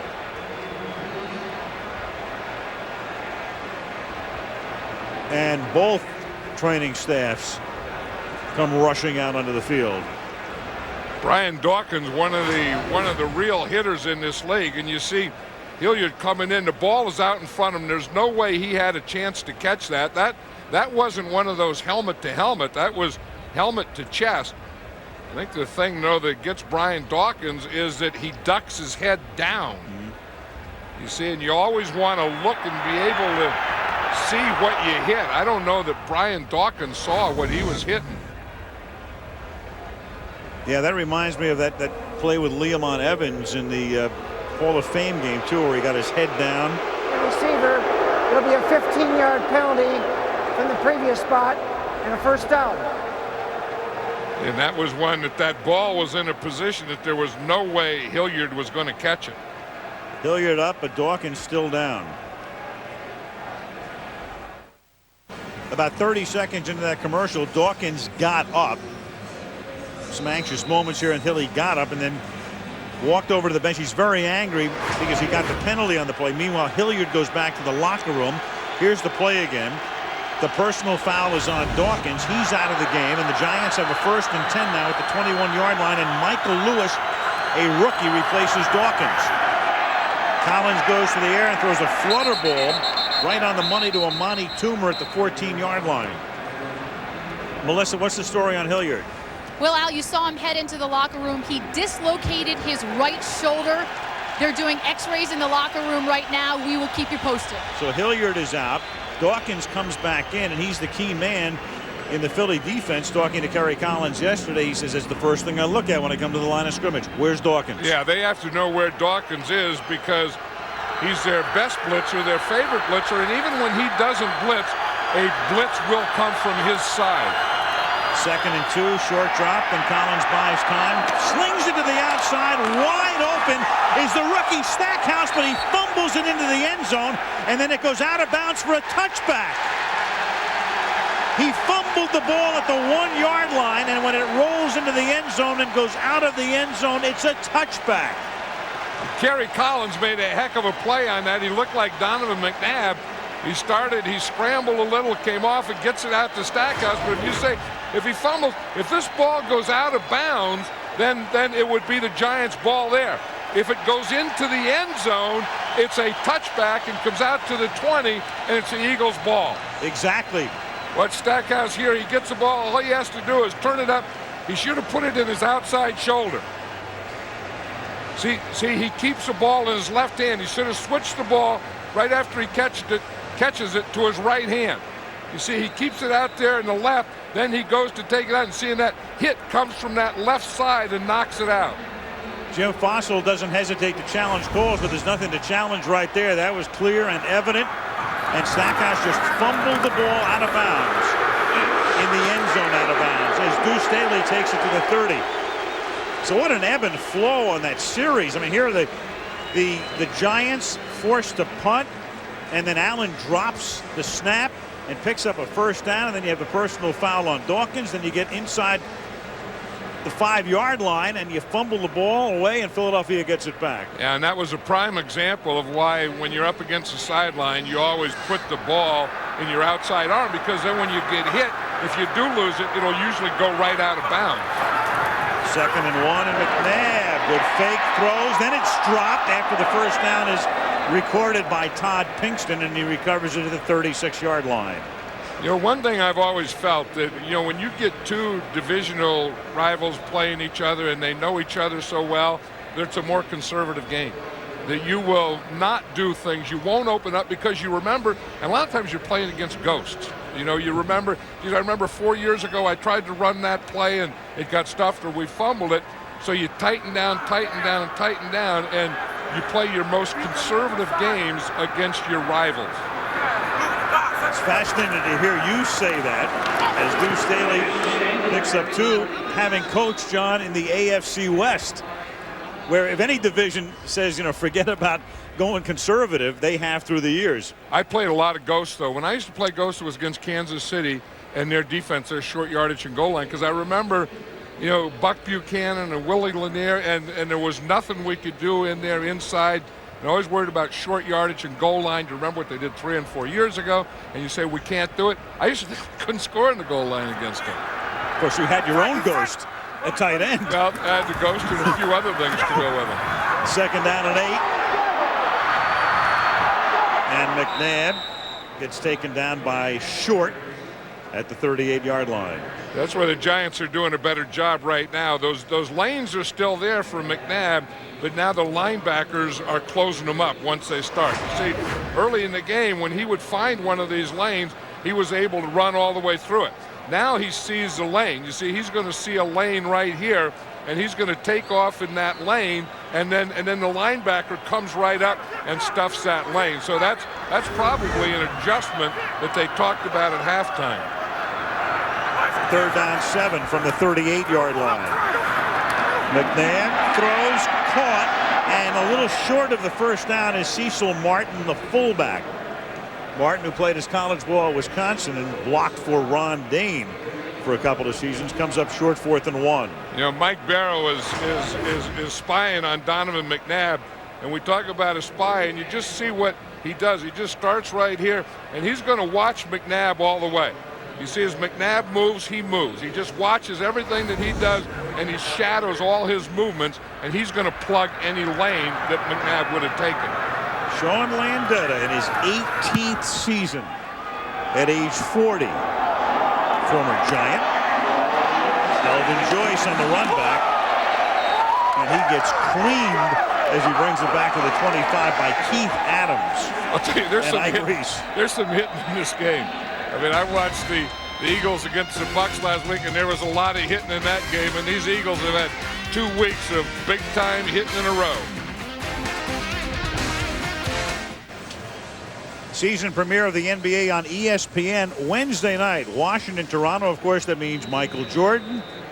Means Vince Carter. It starts at 7 Eastern time, and then the NBA on ABC beginning Christmas Day. Speaking of the NBA, the Sixers open up in Orlando tomorrow. Otherwise, Coach Larry Brown would have been here tonight. Loves the Eagles. Good luck to Larry and the Sixers. He's a heck of a coach. He's one of those guys that would have been a good coach in anything he coached. But let me get this straight again now in my season. Baseball season ended last night. Right. Congratulations to the Angels. Correct. Basketball season opens Wednesday. What do we get for football? 2 days? That's right, by itself. Yeah, by itself. Of course, we're well into the hockey season. Yeah, but remember, it used to be you'd have, baseball, and then when baseball was over, you had football, and then when football was over, you had basketball. Now baseball's over, you start basketball. 2nd and 11. Don't forget boxing. Boxing's year-round. Right. Boxing goes anytime. Tennis, auto racing. Yeah, those ought to go in the summer. Horse racing? Golf should go, and horse racing ought to go in the summer, but sometimes they go year-round, too. They do. Just had the Breeders' Cup the other day. Yeah, I know it. I have a tough time, thinking of horse racing this time of year, and I have a tough time of thinking of golf this time of year. I've lost so many brain cells, I don't know what season we're in. Where'd they go? Are they up there in the moon? You see that shot of the moon? It looks like a piece of cheese. 3rd down and 7. Collins throws and converts on 3rd down. Big 3rd down pass to Dixon, covered by Blaine Bishop, and that stills the crowd at the vet. Yeah, and that's what the Giants were talking about, and Kerry Collins was talking about. You have to make good decisions, but you have to get rid of the ball quickly with this group, because you know that you're going to get blitzes, you know you're going to get pressure, and you have to get back there and hit that back foot and get rid of it. That's exactly what Kerry Collins does on that play. And when you look at it again, you can see where the coaches upstairs tell the guys downstairs, worth a challenge. And that's what we have here. Andy Reid rarely challenges. The challenge rule came into effect when Reid became a head coach in '99. Philadelphia is challenging the ruling on the field that it was a catch. We'll review the play. So this is only the 7th challenge for Reid. He doesn't even know how to catch the flag when they send it back. He's an old offensive lineman. He challenges someone frequently. He can't figure out how to catch it. What they're saying here is, did Ron Dixon catch a ball? Okay, he has He has a ball. Both feet are down. The knee is down before the ball comes out. That, I would say that's not a fumble, just looking at it on that first picture. Again, he has control of the ball. He goes down. Now is his knee down? Yep, his knee is down before the ball comes out. So that shouldn't take too long. Do you see it that way? Let me take one more peek at this thing because I want to make sure he has control. Takes 2 steps. Then the knee comes, the knee is down, the right knee. Yeah. And then the ball hadn't come out yet. Yep. Don't see anything to overturn the call. No. It was 3rd and 7. It was a 13-yard gain. So the Eagles didn't recover it anyway. So what the challenge really would be was the distance of the catch, because it was whether it would be complete or it wasn't that they're challenged and it would be a fumble and they recovered. Exactly. They're just saying it was an incomplete pass. Incomplete. That would make it 4th down instead of 1st down. There's more punishment in challenging and not being successful in the second half because you're going to lose a timeout if you don't have it overturned. First half doesn't really matter that much. Second half it matters a lot. But I think the other thing is you lose your challenge too. You know, you only have 2 challenges, and then you get to a part of the game when if you use one more, then you don't have any challenges left until the last 2 minutes of the game. Exactly. That's what always surprised me. You know, for instance, like Mike Martz loves to challenge, and he'll challenge a play real early. But the question is, what's the upside? What's the downside? I mean, if the upside is so minimal, even if you're successful, you know, why do you lose a challenge? And then later on in the game, and it came back to haunt the Rams in the Tampa game last year in St. Louis. They didn't have a challenge on a play they could have challenged. And I think, as you say, that's a lot bigger in the second half. In the first half, I think it's just a challenge. You know, why give up a challenge because you may need the challenge, which you only have 2 of for the total game. And the second half, then I still think it's a challenge. But in addition to that, if you lose a challenge, you lose a timeout. And when you get a rivalry and a game like this, Eagles-Giants, don't you just know that it's going to come right down to the end, this one? Almost always does. I mean, last year's 2 games did. So many have through the years. Carollo took the maximum allotted time to come up with this decision. And the first guy he tells is the official that made the call. After reviewing the play, it's been determined that the receiver caught the ball and as he was coming down, never possessed the ball completely. As he hit the ground, the ruling on the field is overturned to incomplete pass. Well, not the way either of us saw it. Not charged the timeout. Remember, we were looking at it at first. I mean, does he possess the ball? That's the first thing you look for. Yeah, he has to come down with both feet. Boom, both feet. He has possession. Yeah. Knees down. I still see him possessing the ball. Yeah. Ball comes out at the end. No, I think they had the call right the first time. I agree with you. I mean, I'm surprised. And don't forget, think of the verbiage. He started the explanation to Carollo by saying he caught the ball. I guess he didn't catch the ball is what he eventually wound up determining. 4th down and 7 now, and they punt with Allen's kick fielded at the 20-yard line. Brian Mitchell, all-time leader in punt return yardage, all-time leader in kickoff return yardage, brings it to the 28.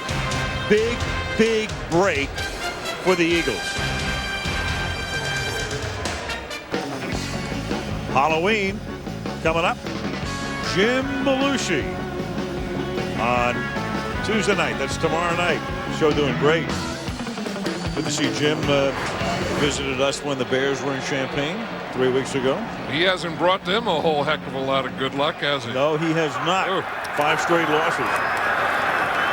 McNabb throwing, caught up at the 39 by James Thrash. William Peterson with the tackle. Yeah, sometimes we show where Michael Strahan beats John Runyon, but to balance it out, you have to show where Runyon blocks Strahan. Here he gets a little help. He knows that he has his left guard, Jermaine Mayberry, in there, so he can be tough to the outside. But as Andy Reid says, Runyon will do best against Strahan when he gets both hands on him. When he has trouble is when he doesn't get both hands, where he just get one hand up there. You can see Runyon has had help 8 times, been on him 44 times, and I think that early in this battle, I think Michael Strahan won it. And I think that Jon Runyon, as the game has gone on, has kind of calmed him down a little. Part of it is, you know, the Giants had so much success until last year against Philadelphia. Strahan is so expressive and demonstrative. Runyon doesn't say much. So even if it's 50-50, it seems like, at least in an oral sense, that guy wins. Well, you know, Michael Strahan has sacked Donovan McNabb more than he's sacked any other player in the NFL. Here McNabb gets it away quickly, and that's Thrash making the catch and stepping out of bounds at the 43-yard line. You know, for years when the Giants were beating the Eagles, they had 2 constants on defenses. One was Michael Strahan, who would always raise havoc in the front 7. And the Eagles wide receivers couldn't beat press coverage. And those were the 2 things. And last year, the Eagles wide receivers started to beat press coverage, and they got a couple deep ones on the Giants. They haven't been able to do that again tonight. Giants have only given up 1 long pass play all season, 40 or more yards. This is caught by James Thrash. Last year, that was a bugaboo for the Giants. You know, this whole game, I've been impressed with this Giants secondary. I mean, I think that the 2 corners, Will Allen and Will Peterson, have done a heck of a job. I mean, they've just blanketed outside receivers. The safeties have helped them, and McNabb really hasn't had anywhere to throw to. I mean, they played him, they plastered him, and they played him very aggressively.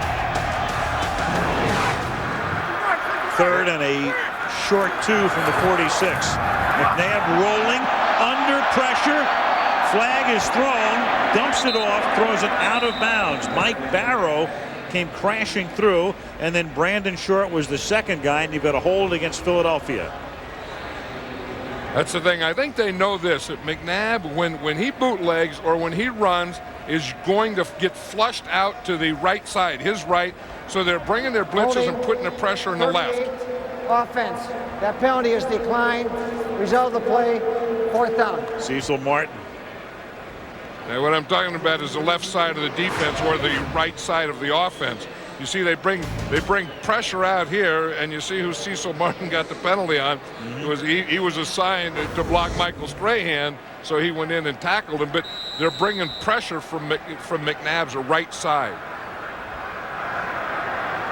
Landetta to punt. Delvin Joyce calls for the fair catch at the 11-yard line with 4:16 remaining in the 3rd quarter. It's been a scoreless second half. Eagles 9, Giants 3. Coverage, Southwest Airlines providing it. A look into the vet. Last time you're going to see that sight on a Monday night game. More than 60,000 looking on. Eagles completing their 32nd season in this facility, and we've got movement up front. Every time you have movement up front, you get pointing, don't you? That's the next thing. The defense points at the offense points at the defense. The first guy that I saw move was Hugh Douglas. Neutral zone infraction, number 53, defense, 5-yard penalty, still 1st down. And so did Bill Carollo.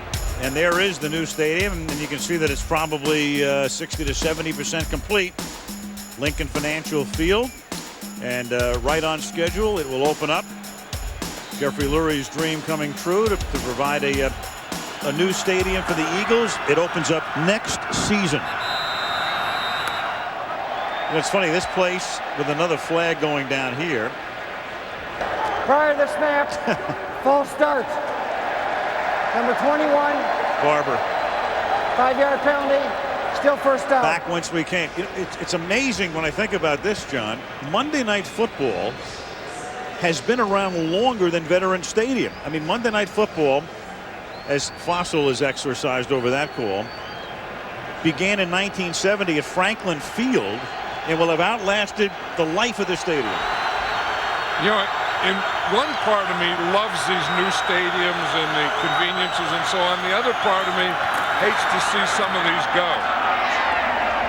Jeremy Shockey makes the catch. Well, this was built at the same time that Riverfront was built in Cincinnati, Three Rivers in Pittsburgh. A little before that, Atlanta Fulton County Stadium, and now they're all gone. The Houston Astrodome was before that. That's right, around that time. I remember when Shea Stadium was built. That was about the time that the Jets signed Joe Namath. Against the Cleveland Browns was the first ever Monday night game. 2nd down and 1. As Collins throws a little swing out here to Shockey, and he picks up the first down. In fact, Monday Night Football, the first time it came to Philadelphia, it was at Franklin Field. And of course, a lot of lore surrounds that game. That was the night that Cosell apparently threw up on Don Merida's boots. And then what did he do after he threw up on his boots? Well, he basically, the press contended he'd been drinking. Howard always said he had the flu. Howard used to say the bought and sold knights of the keyboard could never get that story straight. When did Howard leave to go back to New York? Good question. The 3rd quarter. That's Ron Dixon taking it up to the 40-yard line. Jeremy Shockey got him started on that. You know, in that play before, what he did is he kind of blocked and then came out to the flat, got a first down, and then kind of got that thing going. And now Kerry Collins can start to get into some kind of rhythm. They need Shockey, but I don't know how long he's going to last. I'm not talking about this game or this series. I'm talking about the whole season with that toe. The way he's moving around, and this is coming off a bye week, too. Barber. Nothing happening at the initial spot, so he improvises and turns no gain into a pickup of close to 5. Yeah, but you see what Barber did just before he got to the sideline and just before he got hit. He shifted the ball from his right arm to his left arm. We talked earlier about Charles Stackhouse, and that's what he should have done. That's what he didn't do. And Tiki Barber does that exactly. Watch him. It's in his right hand. Now as he gets to that left sideline, he shifts the ball to his left hand. Now as he gets hit, if they were to knock that ball out, it would go out of bounds. 2nd and 6 from the 44-yard line. Collins, Stackhouse, ridden down short of the first down by Sean Barber, setting up a big 3rd and 1.5 yards, maybe 2. This is where if you have a healthy Jeremy Shockey, this is where he becomes big. You know, you can move him around. He can be outside. He can be slot. He can be a tight end. But you want that big target in those short areas where he can not only use his quickness to get open, but he can use his body to push off a little. 3rd and 2, short 2 from the 48. Good play fake. Going deep, flag thrown off Shockey's hand. Well, they got the 3rd and short, and they didn't try and get the first down. They tried to get the whole enchilada there. We see everything here. We see an official with his hat off. We see a flag. We see another flag. Something happened over there in the sideline. Usually, again, when there are 2 fouls on the play. Holding, 56. Defense. Sean Barber. Pass interference, number 80, offense. Shockey. Penalties offset. Replay 3rd down.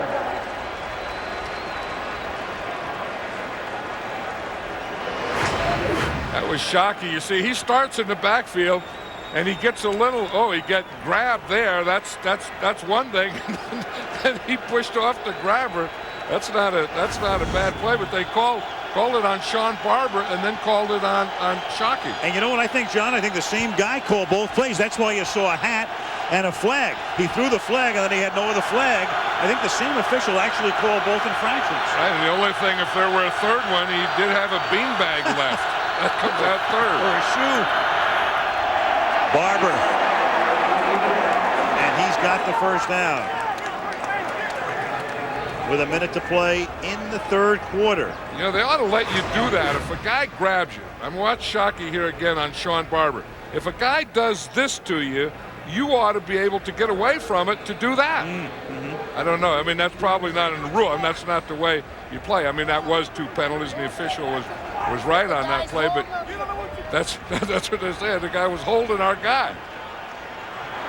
And then that makes, because of that hold, that makes Shockey do that reaction that he did. And it was the same official calling calls infractions. Ron Dane collects it at the 43-yard line, and that's going to take us down to the end of the period. And again, a huge game in particular for the Giants, because at the end of this one, they're either 2 back and will have lost to Philadelphia, or they're even. They're on top along with Philadelphia and having beaten them head-to-head. That much of a difference.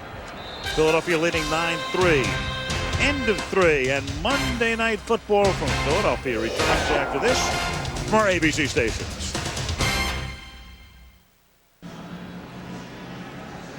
In Philadelphia, Al Michaels, John Madden, and Melissa Stark as we start the 4th quarter. The 8th week of the season is winding down. 7th game for each team here. Each team has already had its bye week, and again, the Eagles 4-2. The Giants are 3-3. The Eagles will either lead the division by 2, or the Giants and Eagles will be tied, and the Giants will have knocked off Philadelphia head-to-head. There are the numbers right now. Washington winning last night, 3-4. Dallas hasn't had its bye week yet. Cowboys are 3-5 at the halfway mark. Something, if the Giants were to score a touchdown on this drive here, they'd be leading.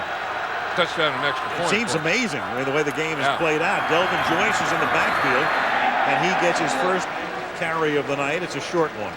Monday Night Football from Philadelphia being brought to you by Bud Light, for the great taste that won't fill you up and never lets you down. Make it a Bud Light. Capital One.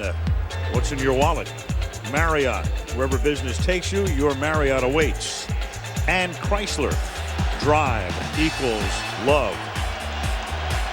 Giants trying to make this drive equal love, and a lead started at their own 11.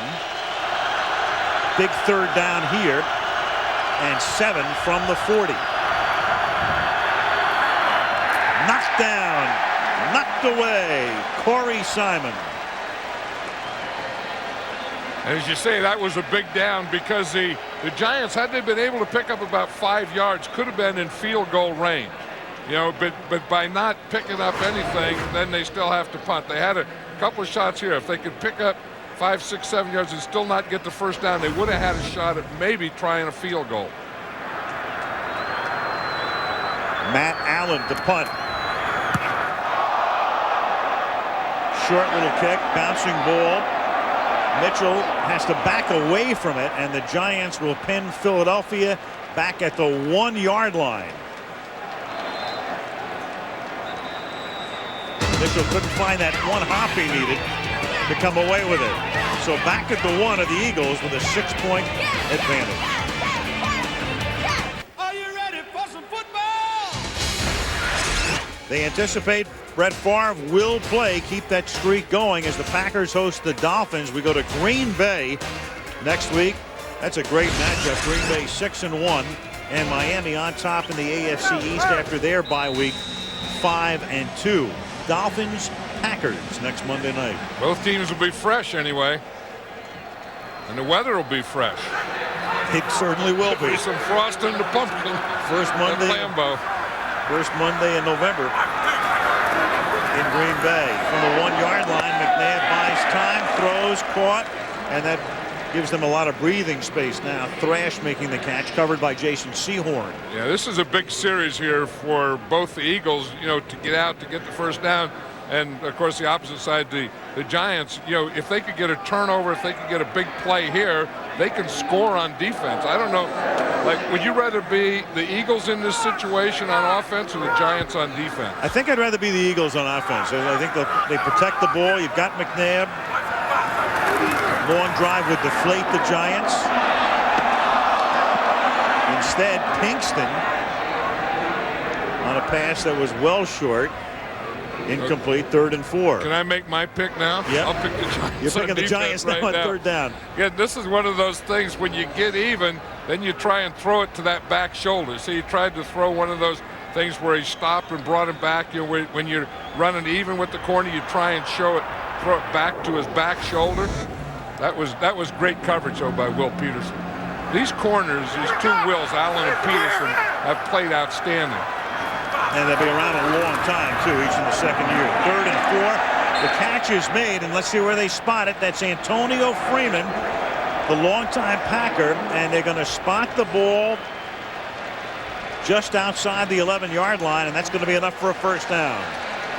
And that's probably why they got Antonio Freeman. Andy Reid was telling us that of all the guys he's ever coached, he's the best in space. And you see the yellow line there?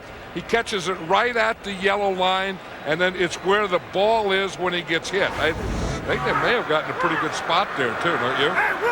No question. That's his first catch of the night. And a big hole for Staley, who cuts it back. And Deuce is loose and out of bounds at the 30-yard line.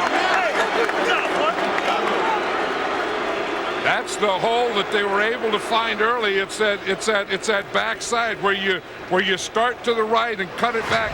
Now watch Trey Thomas. He's a left tackle here. The play is going to start here and then come back. So you have to block onside or play side and backside.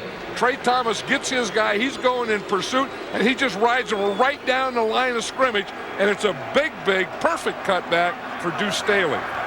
Who missed a lot of time over the last 2 seasons with foot and shoulder injuries and wasn't even expected to be the starter this year.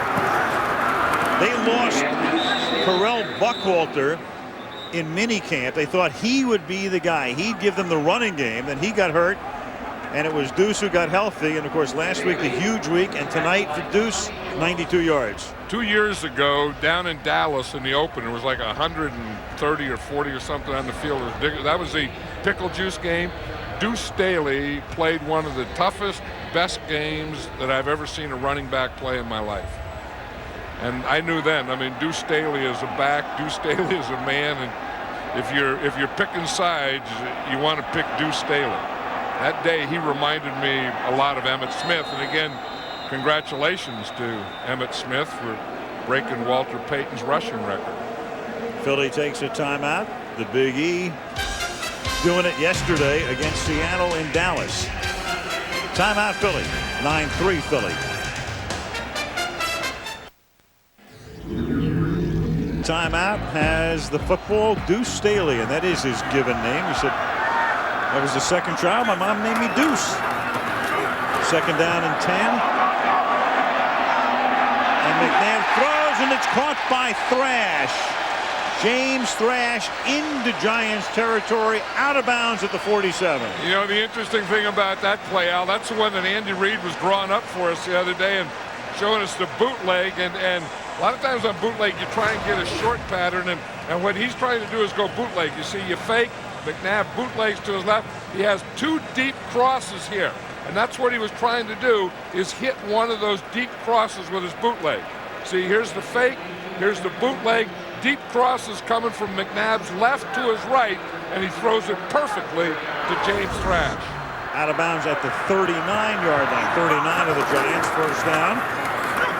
Staley, loss of 1. Tackled at the 40. Strahan and short. 11:11 to go. Clock's ticking down. 4th quarter. Eagles tonight. McNabb now is thrown for 137. Deuce averaging better than 6 yards per carry. And Thrash has been their big guy at wideout. 7 catches. Pinkston's caught 3. 2nd and 11. McNabb has that batted away, spiked away by Mike Barrow.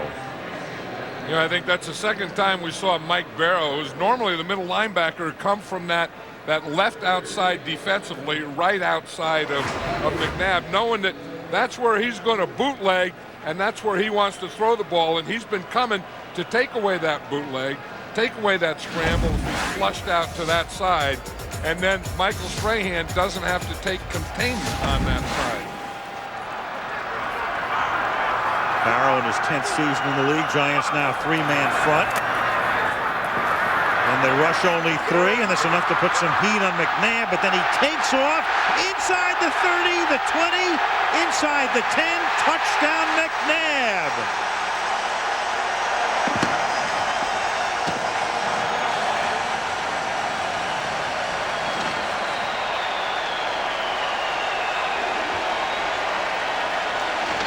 When people criticize the Eagles, they always say, you know what, they're one-player reliant. You know what, if it's McNabb, that's a good player to rely upon. That's not bad. I mean, Deuce Staley did his part tonight, but I'll tell you, they have found something on that left side. It's where McNabb runs. It's where Deuce Staley has been running, and he can just see so well. McNabb always looks downfield, and he's either looking to throw the ball downfield, or if you give him a lane, he's going to take it. And when he takes it, he can do something big with it. This is a 99-yard drive. It is the first touchdown of the night. And with a 12-point lead, they will line up for 2. But now the Giants have to take a timeout to get their right defensive package on the field. 9 plays, 99 yards, 3 minutes, 33 seconds. A lot of symmetry there. You know, and there's just one area here that you can see, and it's back to this side where he's had these lanes. And you can see they try and take it away. He fakes. The big thing about being a quarterback is you have the ball. You can use your feet, but you can also use the ball to fake a defender. And again, once he gets in the open field, he runs like a running back. I mean, watch this. He's big and he's strong, so he can get away from tacklers.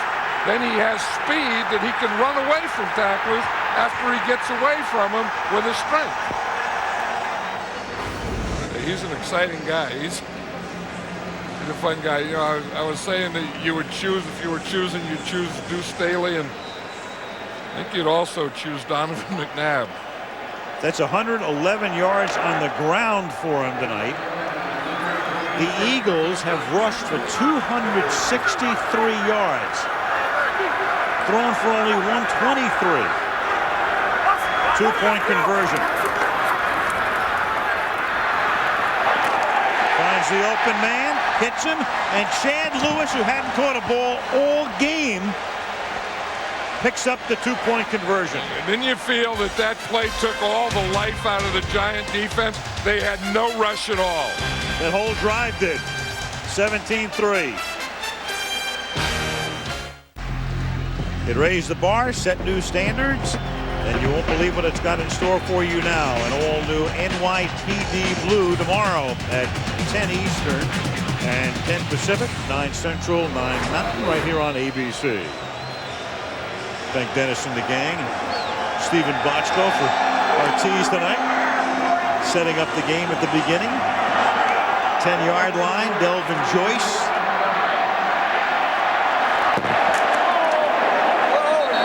A flag is down. I saw somebody grabbing Sheldon Brown's jersey. Wasn't just rippling in the breeze, and that's the hold. 83 on the return team. 10-yard penalty. First down for New York. Timeout. Second call against Marcellus Rivers on a special teams play. McNabb and the Birds up by 2 touchdowns. Friday night, ABC presents Gladiator, winner of 5 Academy Awards. Gladiator on a special night this Friday night here on ABC. The Giants now from the 11-yard line. Down by 14. Collins throws. Shockey makes the catch. Up to the 21 he goes. What's the story with Ike Hilliard? Let's check in with Melissa. Well, I'll remember he suffered that dislocated right elbow in that huge hit by Brian Dawkins at the beginning of the third quarter. Went in for x-rays. The results, they are negative, so no fractures, but he is clearly out for the rest of the game. Dislocated right shoulder. All right, that's the story on Hilliard. The Giants playing in 6 days, 6 nights, in fact, against Jacksonville on Sunday night. And this is Barber, and they can't get him out of bounds. He stays in bounds and turns what might have been a 10-yard gain into a lot more, taking it to the 50, close to the 50-yard line. 26-yard pickup for him. Ike Reese was out there, the linebacker. He was out there to make a play, and he just missed the tackle. You can see Jeremy Shockey there. I mean, he is really in pain, and he's just gutting this thing out. But watch Ike Reese. He's going to be right here, and he has a chance to make a play. And here he just, it looked like he tripped before he got there, but that's his play. One out of the 47, and there's Barber breaking a tackle inside the 30. Only Dawkins to beat, stiff arms him, and then Dawkins takes him out of bounds at the 15-yard line. And so the Giants, seemingly out of gas after the Eagles took them 99 yards, respond. Barber here for 38. And again, that's the second poor tackle by the Eagles in a row, because they had Tiki Barber out there, and he just bounced off it. They're not going to bounce off or get away from Brian Dawkins, though. You know, you see two plays like that. I mean, they hit a Shockey, they hit a Barber. You say, why did they wait till now to do this? Why didn't they do this earlier? Shockey has to come out, obviously in agony. Toss it back to Tiki again, chased by Sean Barber, no relation. Of course, Tiki's brother Rondé plays with Tampa Bay. Bucks were in here last week. Barbers are wild in Philadelphia recently.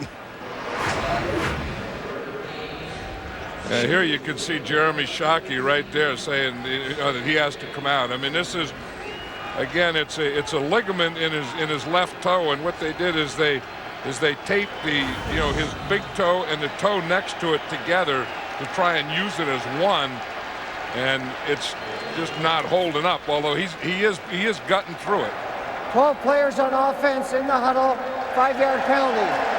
Still second down. I think Ron Dixon that time was the 12th guy. They're really watching that. I mean, that's an advantage you can get, and teams have been, trying to do that. Have a guy linger in the huddle or an extra guy, and so the defense doesn't know what personnel matchup to use. Shockey's in the game, so is Campbell, the other tight end, 2nd and 13.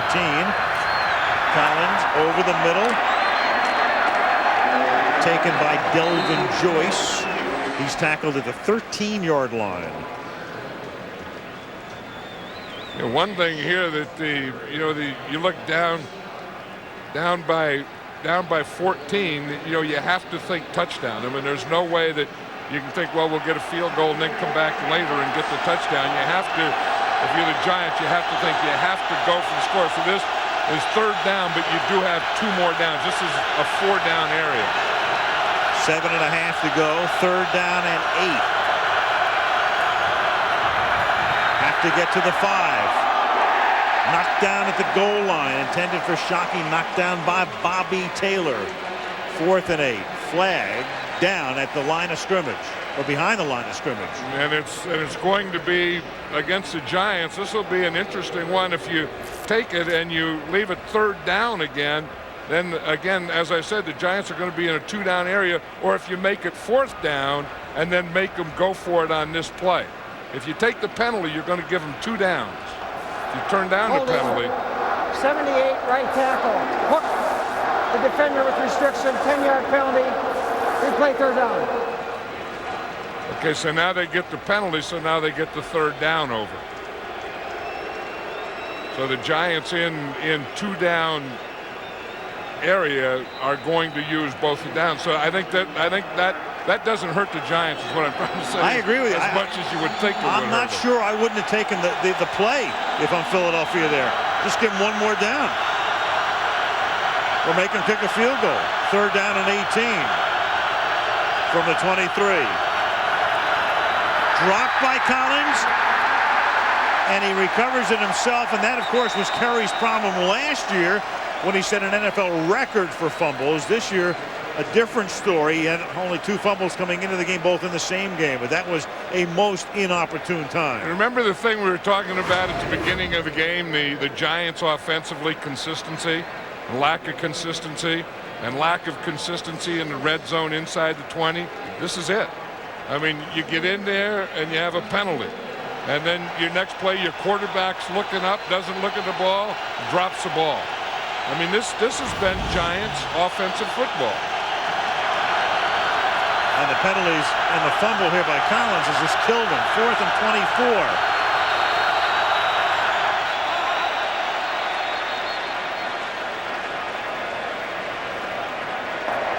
Delayed offense. 5-yard penalty. Still 4th down. This is the series from hell for the Giants. Well, you know, it goes back to the question that I asked earlier. Are the Giants a good offensive team that is playing inconsistently, or are they just an average team that is inconsistent because they're average, which I think the latter is true. Absolutely. 4th and 29 now. From the 34, needing to get to the 5, and Collins is hit as he throws, and that's incomplete. Indy Kalu broke up the play, and the Eagles, who were in jeopardy of watching a 14-point lead go to 7, still have that 14-point lead and have the ball near midfield after all of that. 6:29 remaining in the 4th.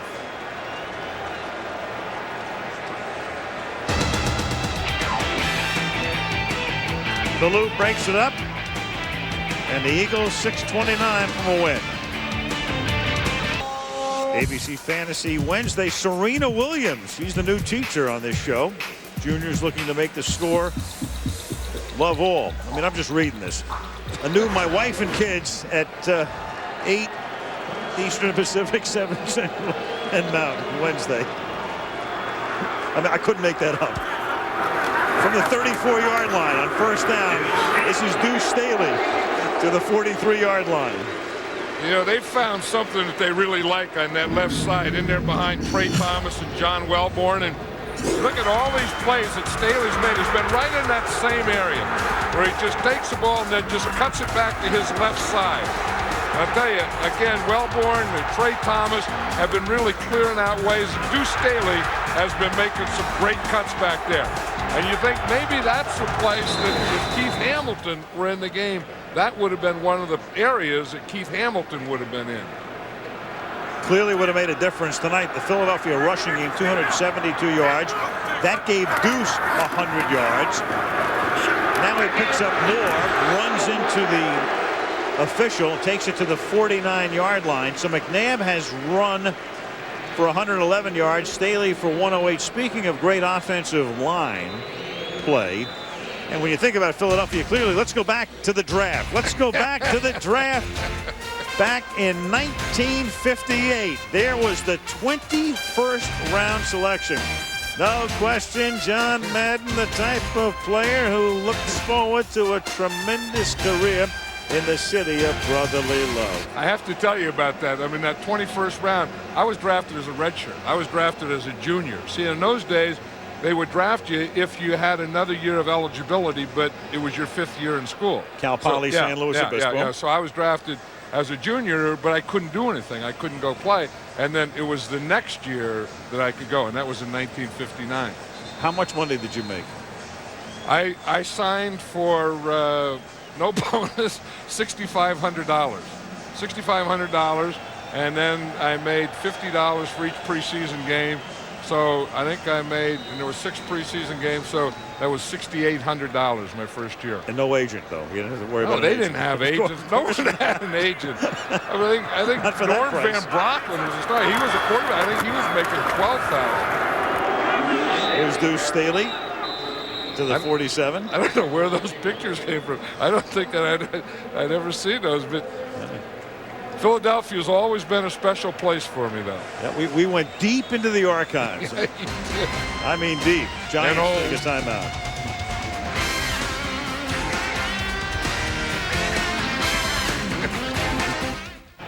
A reminder, vote for Monday Night Football's greatest game at ESPN.com. We've been highlighting some of the great games tonight. A look back at that game 2 years ago. NFL.com has that information for you. And then the 500th Monday coming up in 2 weeks. Oakland, Denver. Eagles now Second down and 8 from the 47-yard line.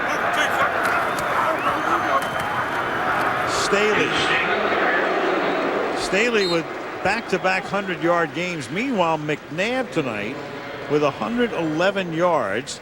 He has become the first quarterback in 30 years to rush for 100 or more yards twice in a season. Bobby Douglas with the Bears did it against Cleveland in '72, and then against, you remember, John? You guys. That was all they had, though. I mean, so we wouldn't let them have that. Say we weren't going to let them do anything else. No, that was the thing. I mean, you play the Chicago Bears in those days, and they weren't any good. But Bobby Douglas was big and strong and fast, a lot like Donovan McNabb. He did it, but you guys won. Oakland won the game. Yeah, because they didn't have anyone. I mean, the Bears in those days were nothing. They weren't. That wasn't a big thing. I mean, you'd let him run. He got his 100 yards, and their total offense was probably 115 or something. But Deuce Staley, getting back to Deuce Staley, he's been great tonight. I mean, he is right, and they found something over there in that left side, and I think that 95% of his yardage has come in that one area, that one type of play. Well, I know they missed Hamilton, but when you look at that, there's no way in the world you could ever figure that the Philadelphia Eagles would amass close to 300 yards on the ground. They're 290 right now, and now they're about 293 as Staley takes it to the 36. Hank Fraley got on me the other day, Al. Now, I want you to be the judge. In the first game, we did the thing, and I said that he jiggles. And he came in and said, and all the linemen got on and they started calling him Jiggles. His nickname is Honey Bun. But does he jiggle when he runs or not? Actually, McNabb said they just call him Honey now. They've shortened that. Well, you know how they called him Honey Bun? It was a team picture, and a bee came up and stung him during the team picture. Only Hank Fraley. He's doing a heck of a job, though. 2nd and 7. You're bringing out the best in him, whatever you did, because that line has had some night. The Eagles have had some night. The Eagles are going to go to, barring a disaster here, 5-2, and the Giants are going to drop to 3-4. I think the question you asked earlier, could this be the best team? Could the Eagles be the best team in the NFC? I think, they very well could be. And if they can keep up this mixture, and if they can keep this offensive line going, if they can keep this running game going, I think they have as good a shot as anyone. Well, Jeffrey Lurie, that's what his dream is. He bought the team in '94 and his wife Christina. 3rd down and 5. Dorsey Levens to the 32-yard line. The Giants have no timeouts remaining, so they can't stop the clock. This will take us down to the 2-minute warning. And 4th down upcoming. Runyon and Strahan renewing acquaintances, as they will again later on this season. But the night to this point clearly belonging to the Philadelphia Eagles and that offensive line. What a job. Being brought to you by Michelob Ultra. Lose the carbs, not the taste. Wendy's Mozzarella Chicken Supreme. It's chicken on a higher level. And Nissan and your Nissan dealer. John, it was great being here today in Philadelphia. We went to that pep rally. The mayor was there this afternoon, right downtown. Here it was. About 12:30 this afternoon. These fans in Philadelphia are passionate. They're great. Read my lips. Retroactive tax cuts. How does that sound? You can all come in the bus. Everyone. Cheap steaks for everyone.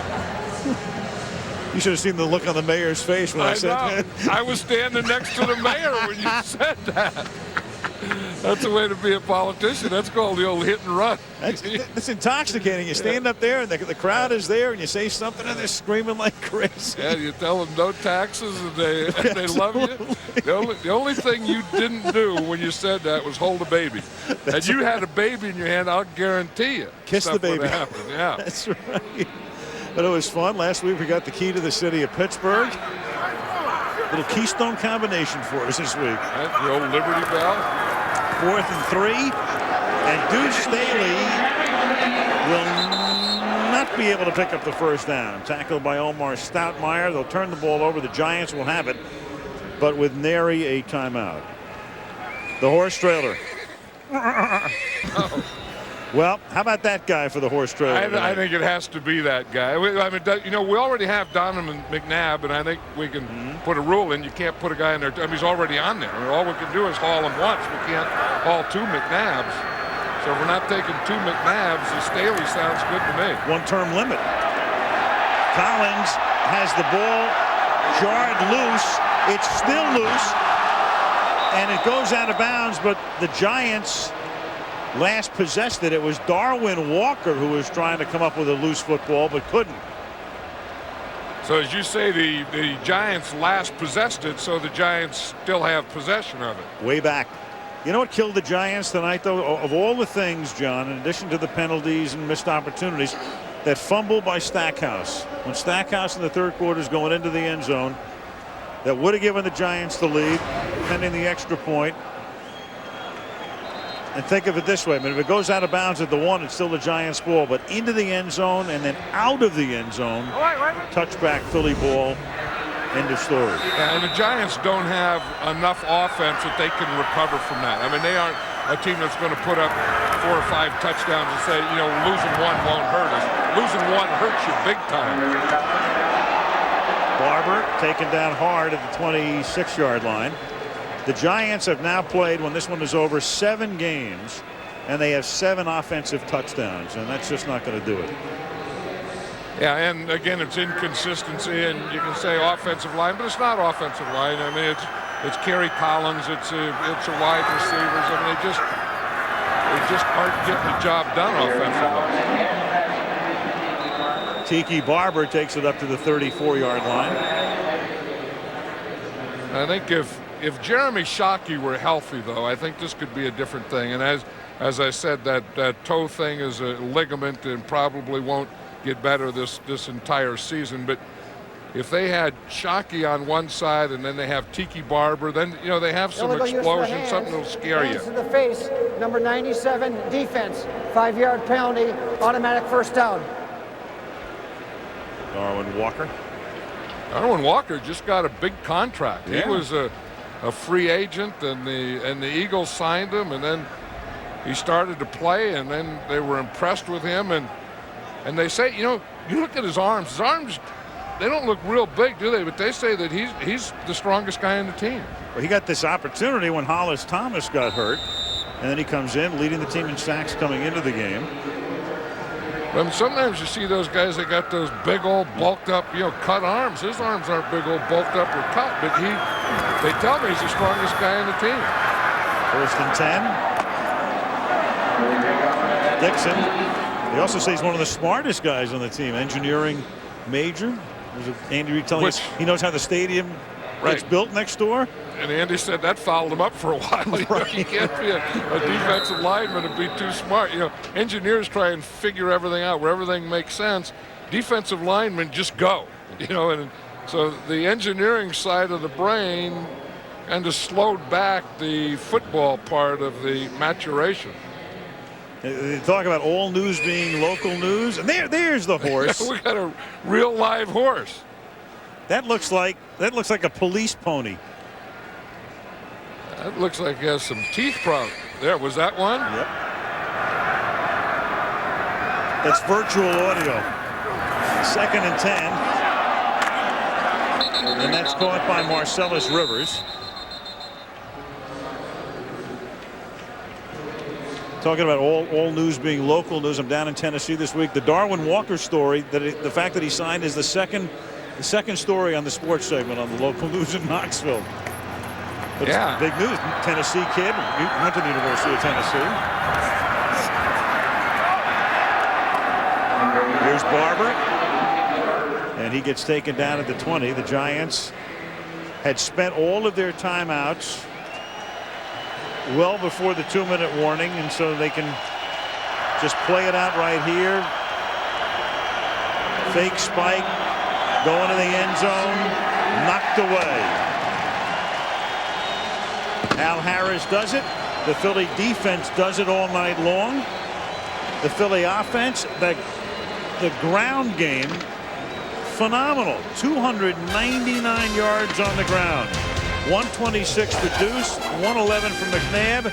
The Eagles are now 5-2 and on top in the East by 2, 17-3. To adorn the horse trailer. And let's go down to Deuce with Melissa. All right, Al. Well, 299 total yards rushing, 126 of them from this guy right here, Deuce. How surprised are you that you beat this Giants defense on the ground? Very surprised. The Giants have a stingy defense, and we knew that coming in. But we also knew we had to come in and establish run to help Donovan, and that's what happened tonight. That cutback play to the left side.